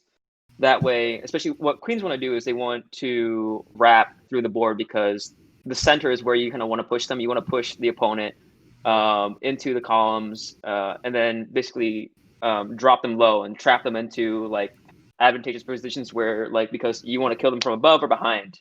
People are getting really great at the horizontal pincers now, which is awesome. But I think fundamentally, like, the easiest kill has always just been pushing the units lower and then limiting the amount of space that they have. If to what Woody was saying earlier too, if a drone does get into a gate and you have, like, your ideal setup there, you have your queen and then 2 warriors, you for me, and I think for Woody as well too, we kind of have like a hierarchy of which warrior or which player is going to be assigned to strike that drone when they're inside that gate. Let's run like a theoretical situation where Woody is queening and a drone gets into the gate. I am vanilla, so it's my job first. Like, I am like the most dispensable unit on my team right now. Like, and I'll say this too before we have like a live match. Like, okay, Dre in the lockout, you're going to be the warrior to strike first. If you're not there, then it's going to be Helen, and then if not that, then it's going to be like Dan. But then essentially you're also just counting your warrior strength there too. You want to keep, you want to iron out the details and I guess the agreeances of who's going to do what. Yeah, I agree with that. You definitely don't want 2 diving on the gate. Yeah. Mm-hmm. I have this dream of a checklist when you're playing with a new team. Like, you just agree, and there's like, 10 questions on it. And it's like, who's going to do this thing, this thing, this thing, this thing in these situations? I think that would be really cool. That would be cool. Tell Victor that's a we great said idea. hi. One thing that worked really well on Dalmish's Cactus Clash team drove me fucking crazy, because I was a warrior training against you guys for weeks, was how good you guys are at killing drones. Like, in particular, between like Thomas's like drone spawn hunting, which is so tilting, but also Ara just doing like these long-term drone hunts, like, it would just traumatize me. And it's like getting the drones before they can even get into the gate, because it really, like, as a drone, when you're on the other side of that and you don't think that the other team is like doing this heavy level of drone hunting, you just think that you suck at the game because you're alive for 2 seconds and then you die. And so I think it's kind of like, it kind of wears down the other team as well, because I think you're just expecting lockout to happen the way that it always has, where you try to get in the gate and then there's some action at the gate and queens and warriors fight each other. But I think more and more the lockout is happening like before like pieces on the map even get to the gate. Yeah, I agree with that for sure. Yep. If drones aren't there to form up, it's the same as, like, it doesn't matter if you kill them right as they get to the gate or if they're 20 feet away from the gate. Like, all that matters is that they don't have someone there to form. On that same note, like, similar to both kind of ends of the spectrum that we talked about, like previously we talked about when you're locked out, which is what I consider worst case scenario, versus when you have a lockout, which arguably the best case scenario.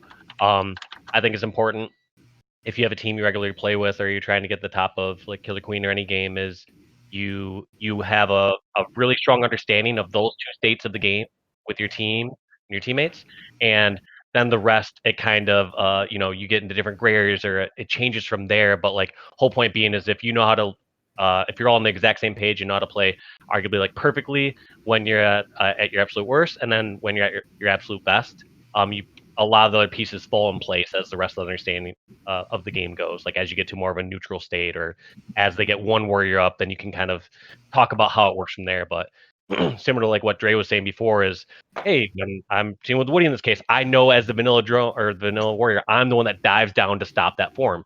To have that full understanding with your team when you're in that lockdown scenario is so incredibly important that you don't have those mishaps where you lose a speed warrior and a warrior as they both dive down simultaneously to try to stop that form, and you go from the best possible case scenario in the game to like nearly wiped. I have a question for the chat, or sorry, the group here. Is I think we've talked a little bit about requiring 3 warriors for this like perfect lockout. Do you think it's possible to get a lockout, or sorry, 3 military units, I should say.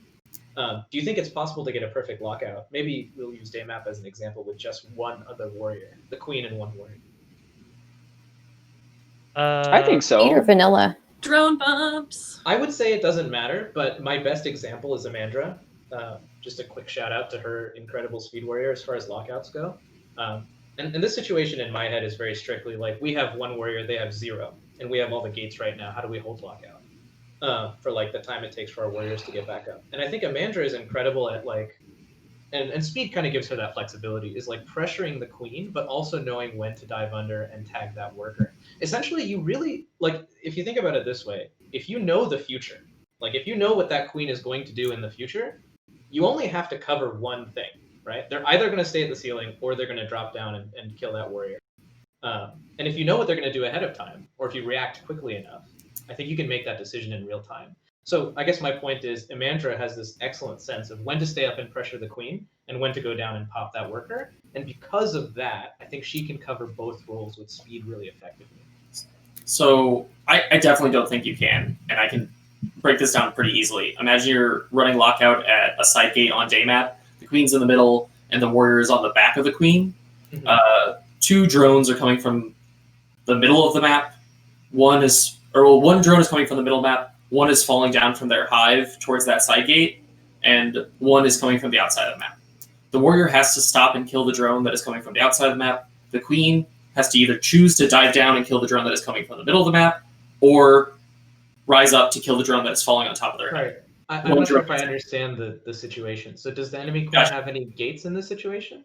Yeah, the enemy queen has that side gate tagged and is scraping above it. So like, let's just say right gate. Okay. The enemy queen has that gate tagged and is scraping above it. Okay. They have a drone running from the middle of the map, like down low, like on top of the snail tunnel. And a drone is falling from the hive down, and you're like, you're capping. Okay. They're falling down on top of you. Couldn't you like? You can't kill both of those. Okay. And the warrior has to Queen kill the outside. cover that though? Like I wouldn't necessarily ask a warrior to go down there in that situation anyway. Like if it depends on the positioning, right? If I can J-dive and push that queen out from over the gate, and my warrior is there threatening, the enemy queen can't just like take my bounce, right? For fear of that horizontal pincer. They kind of have to walk back a little bit and buy themselves some space. And then that puts you over the gate to tag it. I just think that there are a lot of options with 2 military units versus 3. I think the biggest advantage that 3 has is that the enemy queen can't take the wrap quite as easily with 3 warriors. Like they have less mobility options with 3 warriors pressing that gate. Yeah.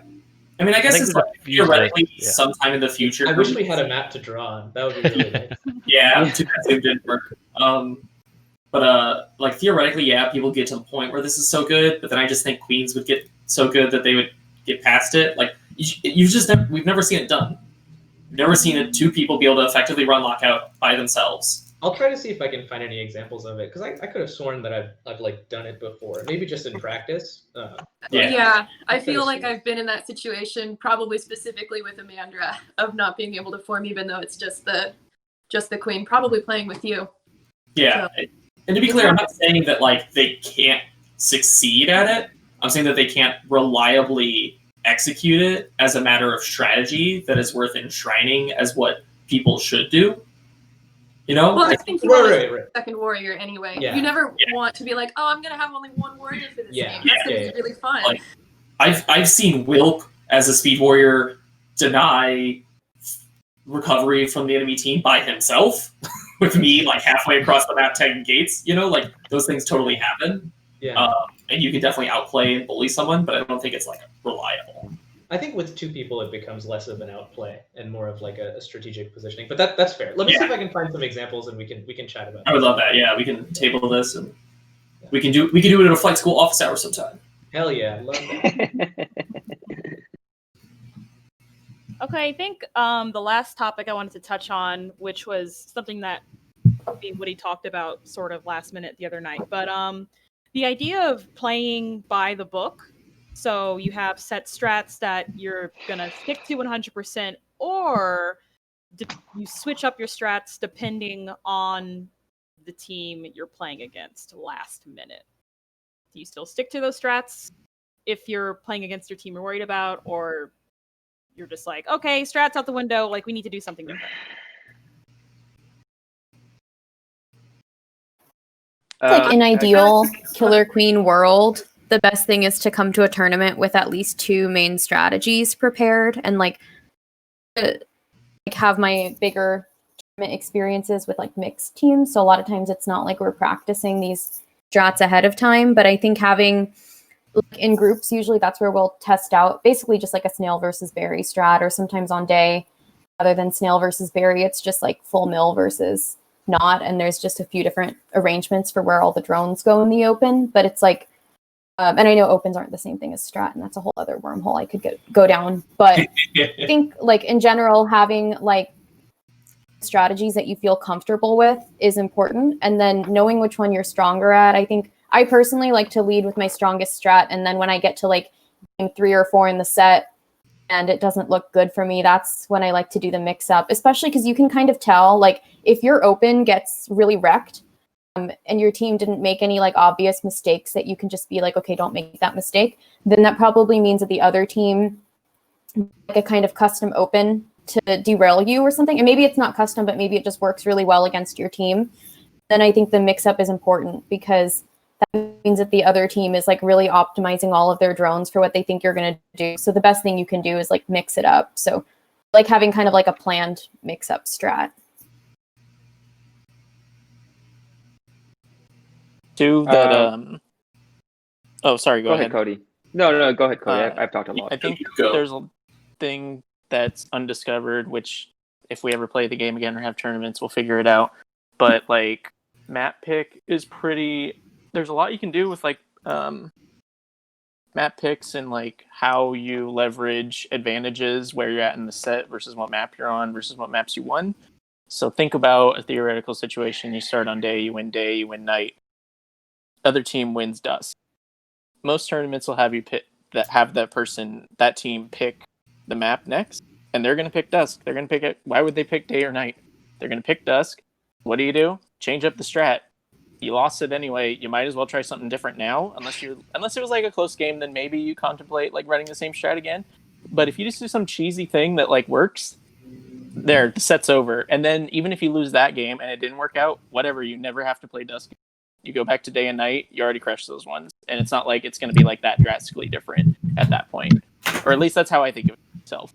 Like so many teams I see, or I don't think teams also leverage like map picks to their full advantage. Like I see so many teams go to dusk, win or win like night, they lose day and dusk, and then once they get done with all 3 maps, they go back to like day map, and they think like, oh, we'll close it out on the set. Don't ever do that. Pick the map you won. Keep the set prolonged as long as you can. Don't think you can just like change up your strategy and steal a win on a map that you didn't win before, which I guess is what I was saying with Dusk. But I think in that situation, I don't know. There's just like there's levels to it. Yeah, I think there's like levels to it that people just don't think about because it's so automatic to just be like day, night, dusk. Okay, dusk, and then just like keep going and keep doing the same thing. And there's not really a lot of variety with off strats. Like you can do if you run like 4 berry runners on day, there are so many teams that just won't be able to handle it. And nope, everyone's afraid to do it. Just do it. If you lost a day, just do it. I'd like to add one thing to that, which is that's especially the map pick is super, super important in grand finals. Because grand finals is the one that has 7 games potentially. And so whichever one gets picked first is the one that you have potential to play 3 times, which is a huge difference. Or 14 games. Yeah, or it can be 14 times. But it's like that specific set, it's like whatever, like the choice you make at the very beginning is super important. Like, do we think we're going to win this map? Because it's most likely the one, if you switch games, if you always rotate games, that means you'll have the last pick. And you'll be able to pick the map that you thought was your best map for the 3rd time in the set. Alyssa, did you have something you were trying to say earlier? I was basically going to say the same thing Andy said. As far as strategy goes, like I'll have a preferred, I feel most confident with this strategy pick, but especially I don't travel as much and I don't like know all of the teams and their specialties, but playing in Portland, I know all of the Queen's styles. I know like most of the Warrior styles. I know their strengths and weaknesses. And so like I'll tailor what we should do to that. And of course, like mid-game, you have to be willing to switch it up if it's not going well too. But yeah, preferred strategy and then always have a backup. Pretty much it. Generally, think that you should have like a backup strategy, just in case. But I think your second strategy really should be. I mean, again, too, I think you have to be as prepared as possible when you enter a tournament. You have to know the opponents and who you may face potentially in the bracket. We always practice for teams that potentially run berries and things like that. And you also want to kind of like, I feel like when you pick a second strategy, you're trying to just hide your weaknesses or your greatest weaknesses. But generally overall, I think that you should play what you practice. You want to when you are training for a big tournament, you are playing to your strengths, and for the most part, and a lot of times too, like you just can't cover those weaknesses like within that amount of time, because what we have like if we were truly preparing for KQ35 right now, we'd maybe have 6 to 8 weeks to prepare, maybe 2 to 3 sessions per week. But also you have to take into account that like maybe some of your players can't make it. And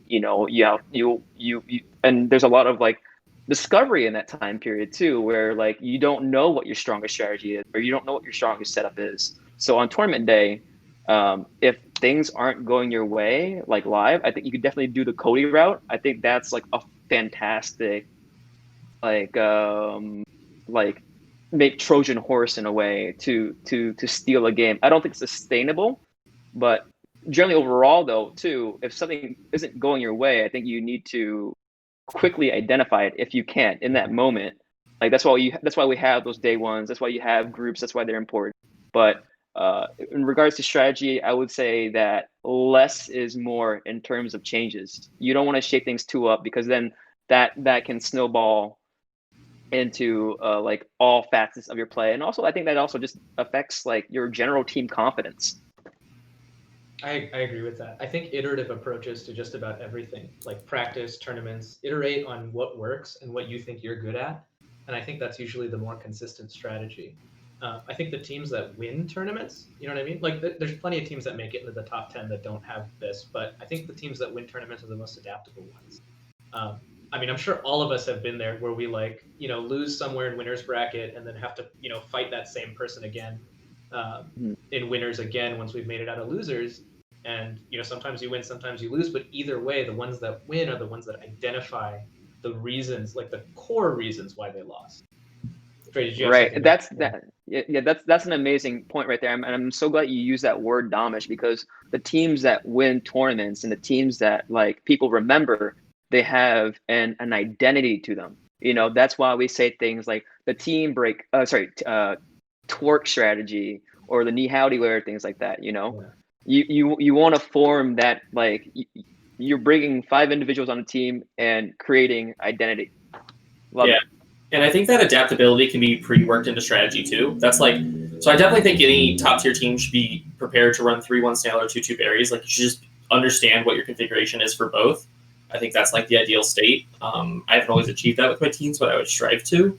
But I think the bigger, more important one is that whatever you're doing, you should be prepared for all the types of play that you might be facing. And so you should talk through those edge cases and talk through your flow charts of like, okay, if the basics is just if they're running berries, what are you doing?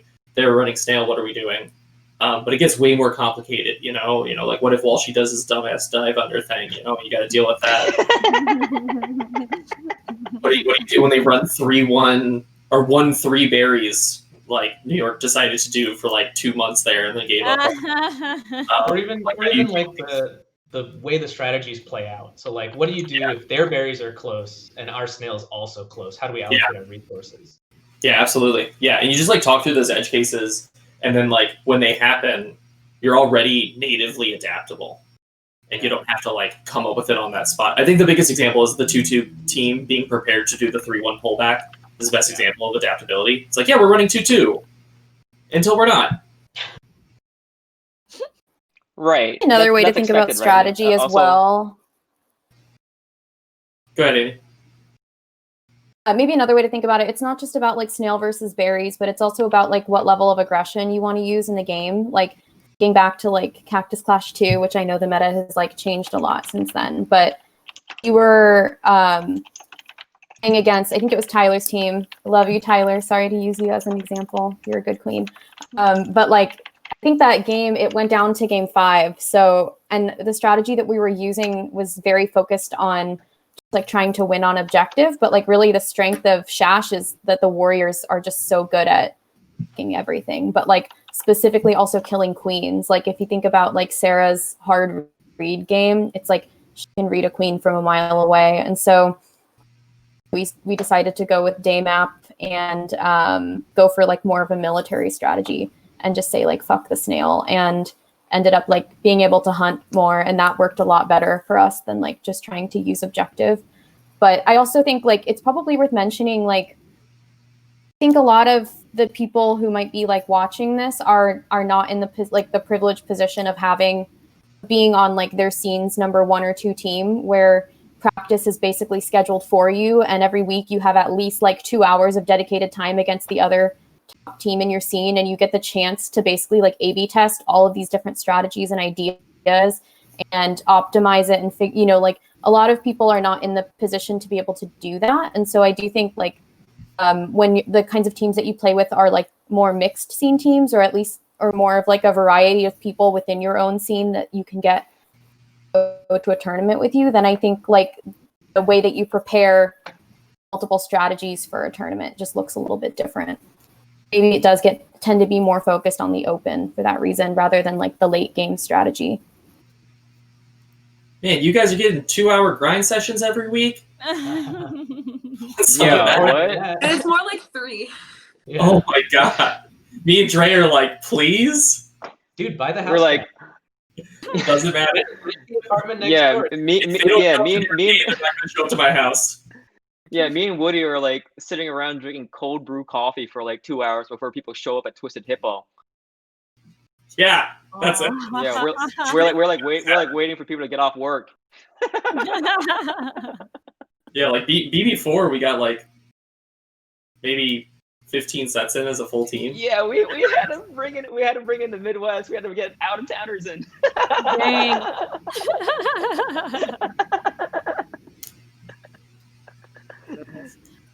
So Woody, was there like a Q&A form somewhere? 'Cause I don't have Yeah, it. there's a Q&A form, but there's like no questions on it, which is why I basically didn't ping you. No one cares The other about one I that came up, had backup questions just in case. nice, but there was that one that I mentioned that we did in the Gen Strat panel that you were like, yeah, I'll ask that, the Queen skill one. Shit. Oh yeah, wait, what was it? It was just that, do you think Queen skill is the most valuable asset to tournament success? And me, Dre, and Damas should not answer this first because we already answered it. Okay, yeah. So Queen skill, technical ability. I want to hear Daphne's perspective on this too at some point. What? As a speed warrior, how like comparatively, I what do you mean, think is most important or most impactful? well, the thing I wrote down in my notes was what's more important, having the technical ability to do something or like the awareness. Because there are things that I know how to do now, which if I knew how to do it a year ago, 2 years ago, like I would just be unstoppable. You were already unstoppable. Oh, shucks. But I don't know, like it's funny because Helen, she's like one of the best speed warriors like in the country. And she cannot troll toll. She can't hover transfer. She's not a very fast tapper. So it goes to show, like, yeah, like having a technical ability is nice, but I don't think it's really necessary. You know, but Well, I think if she learned how to do that, like it would just be over for everyone. So I think the question is actually, what do you think is the most important? Like, not necessarily what's the most important skill, but do you think having a really high level of queen skill, right? We can even use it in terms of ranking, like having a high ranked queen versus having high ranked speed warrior or warriors or overall team strategy. Like, where do you think the impact is, and is it queen for a team? Queen versus speed warrior, or Yeah, like what's more important? Like what's the most important thing to a team's success? Yeah, with queen being one option. You know what I'm gonna say? I'm probably gonna say speed warrior. That's what I said. That was my answer. So yeah, I mean, So because I play speed. I've thought about this more since the Gen Strat panel, and I realized why I felt that it wasn't Speed Warrior. And it's because Speed Warrior, I think, might be more powerful than the Queen when they're on the board, but the Queen is always on the board. The Speed Warrior is not necessarily always on the board, and I think that's why it makes that slot so powerful. Not necessarily saying it's the most valuable asset, but like in terms of like sheer world power, like the Queen's always on the board. I guess to have a fair conversation about where we think the impact is, I think we have to assume the Speed Warrior is up at this point. Totally. I guess we could always say that, right? Like, what if you get wiped right away? Of course, then Queen becomes the most powerful thing because they're the thing that starts the game, right? Yeah.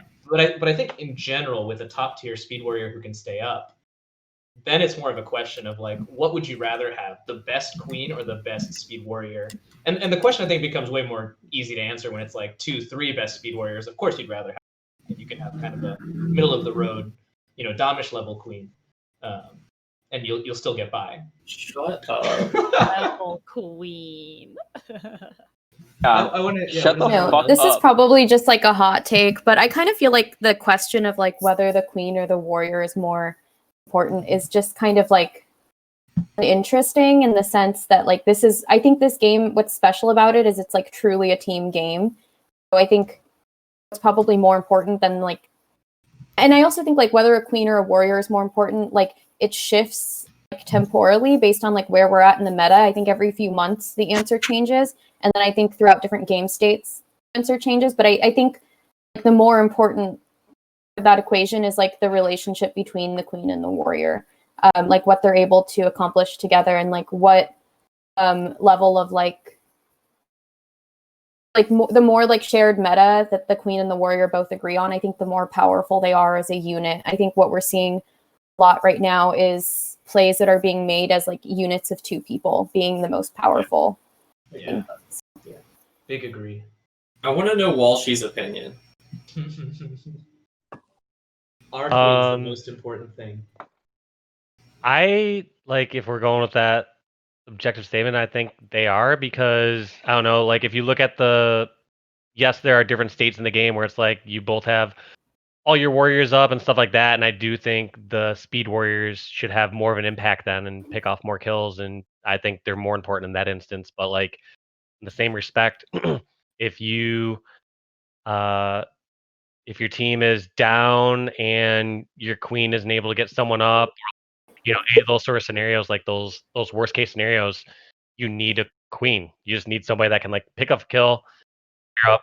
Like speed warriors aren't going to be good or effective unless they actually get up and unless they can take advantage of situations and stuff that's created. So I don't know. Give you that. I think that's really Yeah, a really good answer.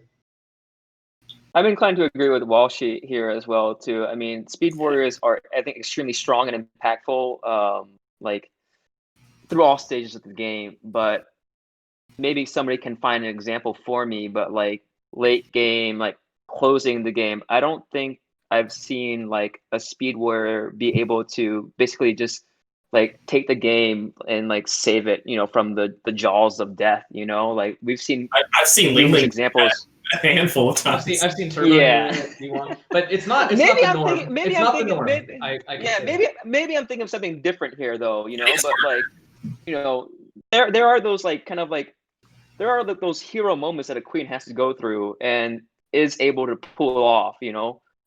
Cody has one. At the very first like LA Hive also where like he like dove through like 3 warriors and like killed Jeremy.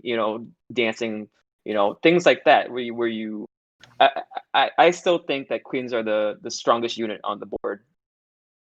Plus, it changes how your warriors play as well. Like, for example, if let's say you have the best speed warrior in the game, if that speed warrior can only get up like once or twice, like they can't play the way they'd normally want to play or take the risks that make them pay off in the long run. Whereas if that speed warrior can get up 7 or 8 times throughout a game, like that changes everything. But do you need like the best queen to be able to get a speed warrior up multiple times? Depends on. I would say no, but Yeah. Yeah. Yeah, but I guess that's kind of my point. Is I find that there's a level of like queen that can kind of hang. Yeah. That once you hit a certain level, you can kind of hang back, get your team back up. You can like just by the nature of being a queen, you can like walk into enemy warriors and have them give you space. And I think speed warriors, especially in the mid game, and I guess the entire time I was thinking about this question, I was thinking like, okay, what if everything goes perfectly, right? Warriors are on even footing; they're just constantly up the whole game; they never die. Who has the potential to be more impactful to specific plays? And I think the answer to that, at least for me, is still speed warriors.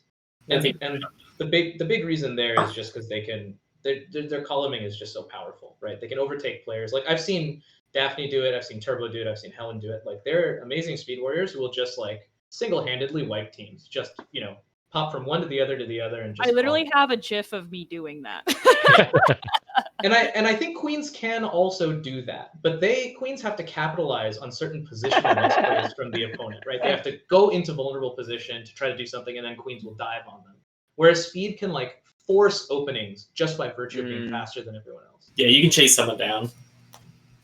Yeah, if we start playing with these other variables, then like I think queen does have the edge because they're just. It depends. yeah, I feel like queens can like open up so much more though. Like even in Yeah. like those scenarios where a Yeah. speed warrior, I would argue, let's say speed warrior is more powerful. Like a queen can open and just do more. Where it's like, all right, having a queen mismatch and like having them up on the ceiling, and you can create space for like your speed warrior to now like get behind them and then actually get the kill on the queen or whatever. Like I don't know. I just feel like having that I think the like answer really is strong both queen are of that important. capability is I so think incredibly important. But yeah, I Andy- do agree. Like Yeah. where you're saying like that one spot where it's like, yes, if you're able to get that speed warrior up and get them up and going, like there's a level of competency there with top queens. But like there's also that level after that, after you get that speed warrior up, like how are you able to support that speed warrior? How are you able to like make pinches of that speed warrior and like enable them to do more than they're not just going out on their own in most cases. Yeah, I mean Andy's absolutely right. It's like yes, both can do stuff, but you really need them together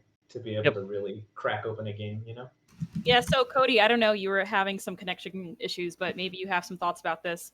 I guess comparing and contrasting the like relationship and or I guess differences over queen versus speed warrior, like who's more impactful?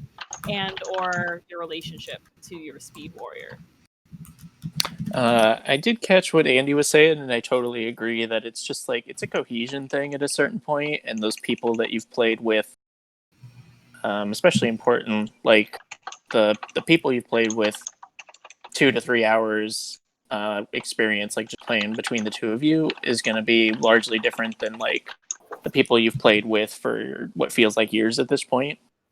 Especially in mixed teams, like you see more of these like core 2-3 people that are like super strong.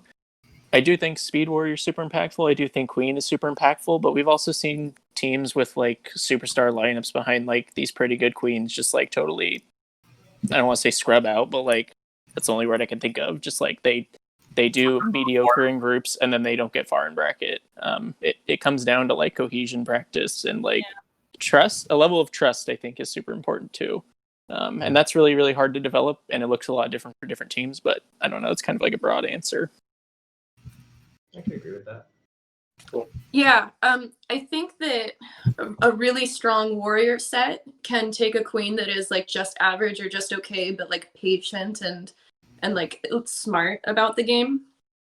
They can take that person really far, but if they're lacking in some basic tech, or maybe there is like a really important principle about like holding lockouts or recovering from a lockout, like if they don't have that, you're just not going to place in a tournament. So I think that it is really important to have the queen be at least a basic level of, like, if you want to win, they have to be good. The opposite's also true though, right? Yeah, I don't think that like a queen who doesn't have all of the like most important skills, like hover transfer is cool and all, but like it's I think the only time I've ever seen it and been like that was practical was when Walshy did it on a night map, and like it didn't even look like a hover transfer. He was just like, I'm gonna get over this person as soon as they come out from under it. Anyway, it was really cool. But I don't think that like a really good speed warrior will take a queen who doesn't have the important skills to first place. So I guess I kind of do think it's the queen. To get to first place, I think you do need both. I think there's a level of play we've all hit nationally where like you can't do it without at least having both of those units at like a reasonably top tier. Mm-hmm. Yeah, I agree. Yeah, I think we've all kind of come to that. Cool. Yeah. Daphne, by the way, just to let you know, Rob asked a question in the chat that we could go to whenever. Oh, yes, Rob. Wait, first of all. I have it if you want me to do it. Oh, yeah, because I'm like, I just see like words. Yeah, just ask. If we are done with this. I think What? I'm good. If we are done with this subject. Yeah, I mean, is there any... Yeah, we're done with this. All right, the Rob's question is, how hard / critical is it to be... Oh, no, how hard or critical... Okay, he phrased this really weird. So he's asking how hard or critical you should be on your teammates versus being supportive of your teammates during both practice and during tournament time. Like, depends on which scene you're in. Success, being critical or being supportive. How much of each? Love to hear Alyssa's answer on this, because I think Alyssa is kind of like my hero when it comes to type of like queen persona that I emulate but fail at. I'm like 100% supportive. It's pretty rare. Like if I'm like sitting down and watching a practice and going over footage, I will talk about, I'll be like, this was not good because XYZ, and it would be better if you try it this way, or you need to work on this because it's a weakness. But while I play, I try to be like 100% supportive. Yeah, I'm not really very hard on my team. I feel like pointing out the strengths and working with the strengths is much, for me, it works better. But part of that is like if I get stressed out while I play, if I'm like, they suck, this isn't working, I'm doing something wrong.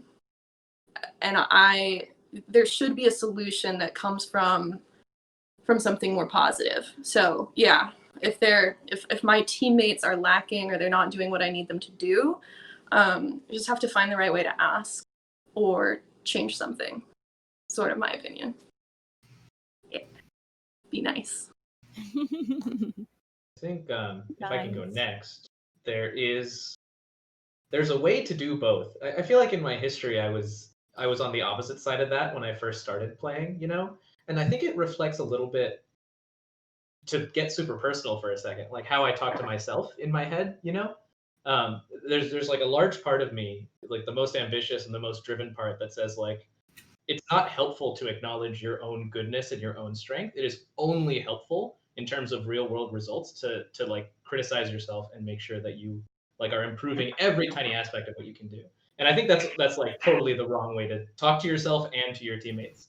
But I think there is a way to bring up valid criticisms of the team while also, you know, trying to inject positivity where you can, like kind of a middle of the road approach where you say, and you can also frame it kind of not really in a nice way, because I don't want to be like I'm faking niceness to like, you know, not hurt someone's feelings. But I guess my point is, I would say something like, hey, I was expecting you to do this thing, which is why I did this thing. Can you explain why you did the thing you did? And do you have any thoughts on what I was thinking? You know what I mean? Like making it a dialogue versus a, hey, I know better what you should be doing. And I won't say I'm perfect at this. I'm also guilty of being like, well, this is so, you know, obvious. Why didn't you just do this thing? Dummy. Yeah. Yeah. I think it's. So I kind of want to challenge the premise of the question, because I think it assumes that the intention is success over everything else. And I think it's important to like recalibrate like how we approach like this community game that we play with friends in a bar, you know? Like, because it's like how intense should you be in order to win, you know? And it's like, I think at a certain point, like how critical and like intense you need to be to someone to get them to play the ideal way to improve the level of play to the point where you will be successful in this tournament. Like, is it worth? You shouldn't do that, because it's not worth what's going on. It's not worth that social dynamic. It's not worth like what you can do to each other. Like we've seen people be like, none of us. I'm not talking about a single one of us, but we've seen people be really nasty to their teammates, and just like I've seen people like degraded over time and just like really lose confidence in themselves through Killer Queen. I think it's something that like, as much as like talking and being critical and supportive in the team in practice and in a tournament is like something that we could discuss, I think it's also important to calibrate and be like, yeah, first and foremost, we should be like supportive and uplifting and coming from a place of cooperation. That when we're being critical of each other, it's from a place of cooperative love and working towards a shared goal. Not why did you do this to me, but this is what we can do together. Yeah, I like that.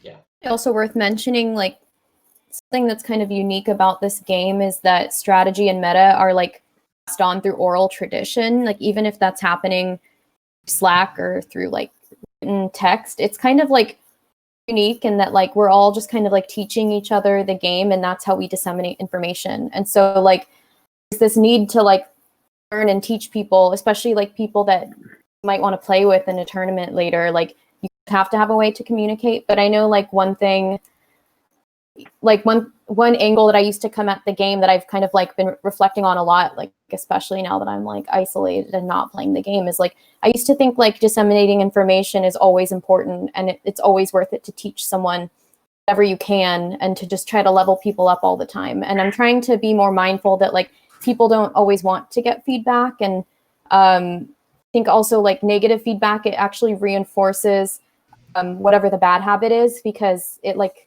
remember things more when you feel like, negatively. So if you like point out negative play, it will tend to like people remember that play. So it's like not even always effective. So I don't know, like I don't really have the answer, but I think something that I've been reflecting on a lot is like when I go back to KQ, like what is the right guidance to learn and to teach other people, and to kind of like build that congruency with people that you want to team with in the future. The best thing I think you can do, and Turbo talked to me about this way back when I was like learning the game, is just like ask somebody, like, hey, would you like some feedback? I noticed this thing, and at the very least, that'll frame the conversation as like a cooperative thing versus just like offering advice. Because I'm the same way, Andy. Like for me, even if I'm like drinking and playing KQ and I'm like blackout drunk, I'm still trying to learn. I'm like, all right, I'm gonna hit this tech right now. It's gonna be really good, and I'm always trying to improve. And again, that inward communication reflects outwardly when I'm like, well, this person must obviously be trying to be the best at this game, just like I am. So let me go inject myself. Yeah.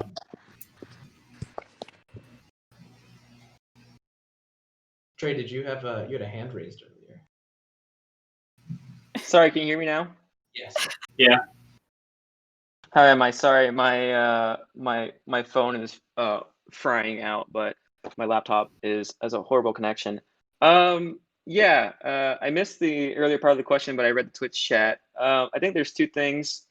Obviously, it's setting expectations, knowing what the intentions of your team are. You know, I've played on countless teams who want to win tournaments and countless teams who just want to have fun.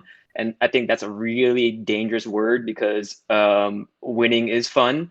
And you don't you don't know what you're like getting yourself into, really, you know. And to echo what you were talking to about Damish, you know, it has been a really long journey. And I think on the flip side, I have been that monster before where I'd be like, you know, what were you doing over there? Like, why can't you just do this? And I think that's where reading the room is really important. Just kind of knowing not the player but the person. You know, there are people who receive information or criticism very differently, and honestly, I'll just go to their friends and just tell them, what do you think I should say or do? Somebody who knows them, you know, like very well.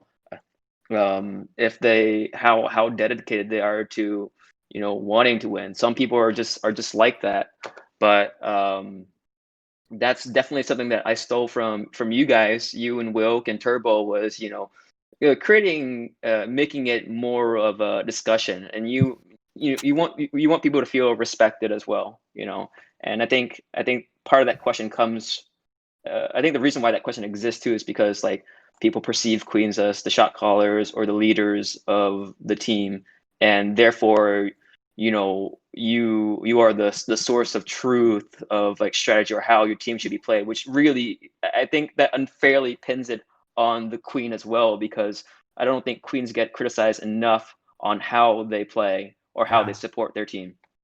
I want to know immediately. Like, you're right. Like, think of how much better all of us could be if our teammates felt perfectly comfortable bringing up criticisms or just like trying to build that shared understanding. Yeah. Cody, I'm unimportant and expendable, but I have something to say. You're a queen. You're not expendable. Are you kidding? I'm just reenacting what it must be like on Cody's team. Oh, I see. I would actually love to hear Walsh's opinion as like a professional gamer. Like, how does Killer Queen compare? Like, I think it's a little different when it's your job, you know? Like, because then there's like a very clear goal, which is like win and make money. And this is a job. Yeah. This is not to have fun necessarily, even though that's a part of it. No, but there are still more effective ways versus toxic ways. And I think at a very high level of play in any sort of game, you're getting around these talks of generalities. So it's not gonna, like, in most cases, I would argue, let's say you have a scrim going on, and unless the person that, let's say, made a mistake, like that's very obvious, or like unless the person, like unless it's a fundamental difference in what you think the strategy should be, like I think we need to be focusing on stopping their berries, escorting our berries. Like that's a conversation in some cases that can happen without having footage. But the main point I was gonna get to is, at this highest level of play, in most cases, when you start to have disagreements between someone making a decision and what you think should have gone down, is you generally need some sort of footage to go over together. Because what you'll usually find out is that you both are correct in different instances. And you'll usually come to some sort of convergence where it's like, oh, actually, I see what you're going for here. And I think in the case when their queen is coming for a clear, that your play is the correct one. However, when their queen isn't coming for a clear, I think you should be holding the spot, and then I can come in and help. And you start to find these interesting like sub states where it's like, oh wow, like we both are correct in different instances. And you start to get that understanding, because I think like myself as well, I think if I'm receiving feedback, if I am not convinced it's actually the right play or right thing, like I need to be like challenged or debated and to like be convinced that's the right play in order for me to make that in the future. Because if I'm just doing it because I'm being told to, because someone else thinks it's like different, it's like that's not going to stick with me. I need to, like, it needs to be ingrained in my system that what I'm doing is the right thing. And I think it's like feedback is different from player to player because some people will always just look at results and it's like, oh, like that person died, so it was the wrong play. And it's like, no, like look at it like a risk versus reward system, like poker. Like that person made the right play, given the information, and did everything right there. And just because it didn't pan out that one time, it's going to pan out the other 9 times. And so that's a tough part. That's very difficult to distinguish. But the other part too is as you have like these sort of like potentially like riskier players, like there are times like you have to take arguably like the good with the bad. Like there's gonna be times where like they do this stellar play and they go through and they stick the ceiling and kill their speed warrior and the other queen, and then there's other times it's like they saw an opportunity in a play and they might die to the opposing vanilla warrior. And like sometimes you have to be able to dissect that and say like, okay, like I want to understand how and when you're going for these plays, or like if there's a way for us to like reel you back when we feel like we have an advantage that can't be lost, or like, you know, because you don't want to like chain up those players when that's one of the reasons that you're winning in many cases when they're able to pull off this stuff. So it's all dependent on what the player's play style is. You have to approach it as a conversation and open, especially when your play involves their play, because you have to know like, all right, like I could be reacting differently to how they're making this play here, and we could make this successful if we're on the same page. And so, yeah, I think a lot of those parts are very big contributors. But I think one of the quickest ways to avoid feelings being hurt or misunderstandings is if you do have that footage and you can go over it at the time, just like pause and be like, hey, like here's our state, here's what we're thinking, here's what we're calling out. Like, why do you think this is the right play here? Versus, you know, if at some point if there's like, honestly, that's a bad pick and I need to, you know, some points it's just learning how to recognize to not make that mistake again, and that's totally acceptable. But it has to be, like you said, very positive, very constructive, and like I said, for me personally, if I'm making a change, I have to be convinced or challenged that it's the correct play for me to make in the future if I'm going to make it correctly. You touched on a lot there. I just want to make 2 points because that was all really, really good. The best way to make your player die a bunch is to make them second guess everything they're doing. So that's exactly right. You got to be really careful with how you challenge someone. And it's not that they're a bad player or making the wrong decision all the time. And that leads into the second point I wanted to agree with you on, which is like maybe 5 or 6 times out of 10, when I disagree with a player on what they did, it's because I missed a variable, right? Like I didn't see something that they saw. And knowing and having that footage makes it really, really clear. Yeah, footage unearths a lot of things that I think in the immediate, in like the immediate present, that you just don't realize because there's so much in your head. I know for Woody and myself, especially when we run practice sets together, like a lot of things that we learned to do, you know, was to basically not live in that mistake, because, you know, if you carry on this disagreement, you're challenging each other, you kind of just ruin the entire practice, you know. People's moods get shaken up, but you know, once you have that footage, you know, go home, sleep on it the next morning, review it, and then you're come back more refreshed to be able to discuss it. Yeah, we would say that all the time. We would like start disagreeing something, and we'd go, oh, "Let's just watch the tape and figure it out later." And though it's probably worth calling out, like this is something for like teams that are considered number 1 and 2 in their city, where you have these like organized practices. Like in Portland, there's so many queens. Like I never get to be on the kinds of teams where we get to practice every week at tryhards and then like watch footage. I think Cactus Clash was the closest that came, and I was trying to learn how to warrior for that tournament. And even then, it was like that was my first warrior experience. I think I grew a lot from being able to do that. But I don't think that like I think for a lot of people, like the communication and trying to get better, it's happening like in the middle of a tournament when you're actually like games. And I think at that point, be really hard. I think as a general rule, like I don't like giving feedback in between games in the same set, because I think it will totally tilt you for the rest of the set and just change the dynamics. I think one of the skills that I'm trying to get better at there is the end of the set, figure out what is like the high level thing that we're not agreeing on, because disagreeing about tactical decisions or decisions that were highly based on a specific game state can just be like really draining of the team's energy to like discuss all of that after the set, when really you probably have the mental capacity to like improve on one thing. So it's really hard to figure out.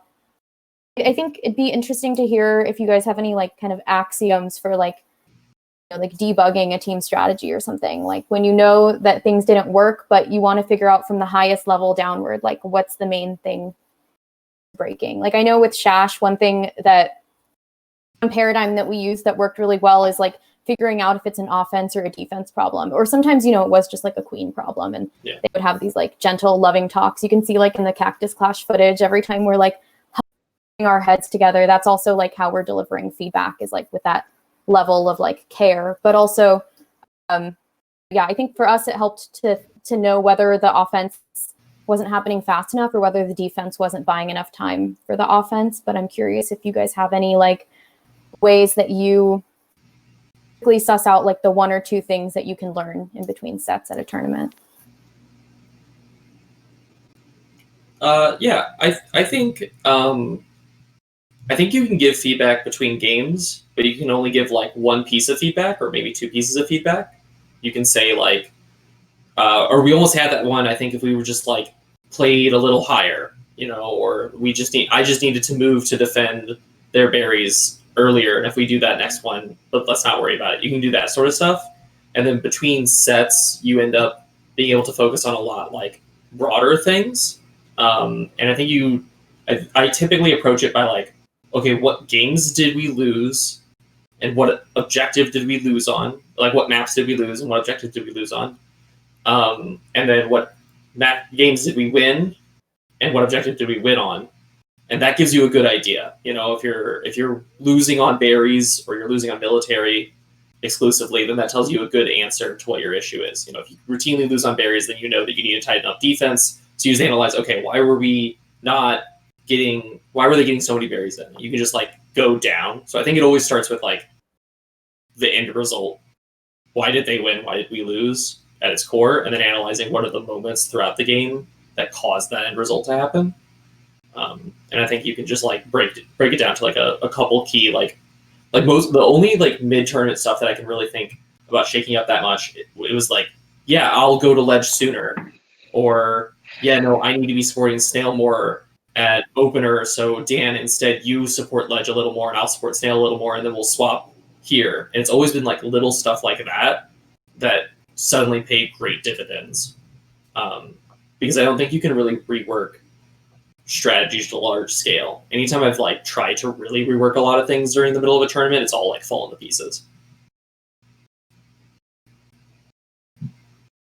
Agree. Mm-hmm. Yeah. Speaking back to criticism, I just remembered something. I think it's because Andy brought up like the tournament day feedback.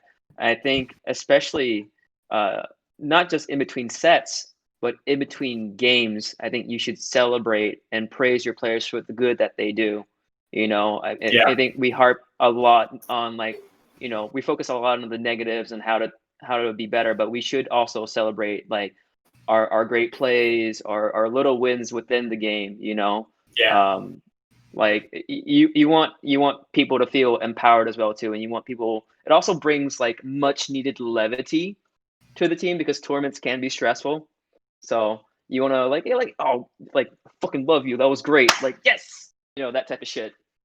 Yeah, people play much better when they're comfortable and relaxed and supported and having fun than when they're super stressed, hyped, trying to rack their own brains about what the heck did I do to like ruin this for my team. Yeah. Ironically, that also makes victories actually, in my experience, the best time to give negative feedback. Yeah. In the middle of a set, where it's like that's the time, because if you lose the game because like your team was continually letting up columns, and then you're like, guys, we keep letting up columns, they all knew, and they're all upset about it. They're like, yes, I know, and it makes everyone sad. But if you win a game and you notice that your team let up 4 or 5 pincers, and you're like, oh man, that was so great, awesome job, everybody. And then the only thing I'm gonna add is that if we tighten up our pincers a little bit, I think we dropped like 4 or 5. We tighten those up, then think about how much better we would have won. Let's just focus on that for the next game. And I found like huge dividends on that because everyone's like, yeah, we'll just do even better. Here's the trick: you have to win a game while making mistakes to do that. But I agree. Like, my wins are only flawless, and my losses are the opposite. Is like when you make success. mistakes, you lose, so you don't have that opportunity to, in a lighthearted way, give that feedback. You like Yeah. you either absolutely. give the feedback and people take it, and there's like a shared respect on the team, or you just like lose the tournament. I would also say Yeah. feedback works really well if you take responsibility. Yes. If in game 2 you throw a game away and you go, shit, I'm sorry guys, I really kind of chucked that one out the window. Right. I'm getting Yes. flashbacks. Then of in ledge game- guarding. Your question Mhm. always has to be, first and foremost, what can I do to improve the situation? Yeah. And you have to make sure you call that out, especially if you tend to be the primary shot caller on your team. You always have to say, hey, here's what I want to do better next game. Here's what I could do better. I'm sorry for making that mistake. And Yep. then you Right. can talk about what the team is doing. Yeah. Yeah. Daphne, it's And- interesting you bring up ledge guarding, because like one of the things I always tell my ledge guards, because they always like I think ledge guards oftentimes have this feeling that they need to like stop every berry despite all the clears coming in by themselves. And I'll ask a ledge guard sometimes, I'll be like, hey, do you need more support on ledge? And then I quickly realize that oftentimes ledge guards take this as like an affront. They're like, no, it's fine, because they don't want to ask for help. They don't want to like admit that they can't do it on their own. But the reality is that ledge is a horrible, lonely position, and Horrible job. that like you require support. The meta and the design and strategy of this game is that you should be supported. So when I'm like, do you need more support? It's like, am I making a mistake? Am I failing to be there too? Like, am I failing to be there often enough? Like, is this an error we are making? And the way I always think about it is, you have all of these resources to allocate, and it's just, are we allocating to them in the right places? And that's all this question is. We reallocate these resources to different locations on the map to ensure a better rate of success.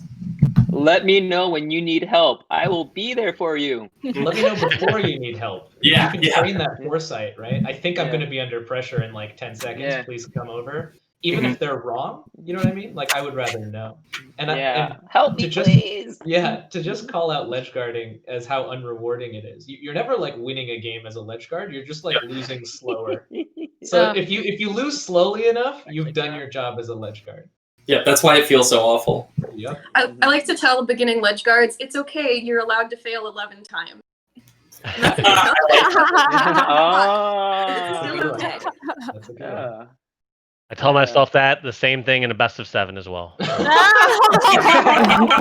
you're ahead.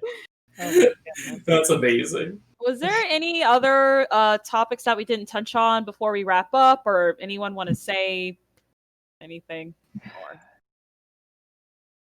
I love you all. Let's do this more often.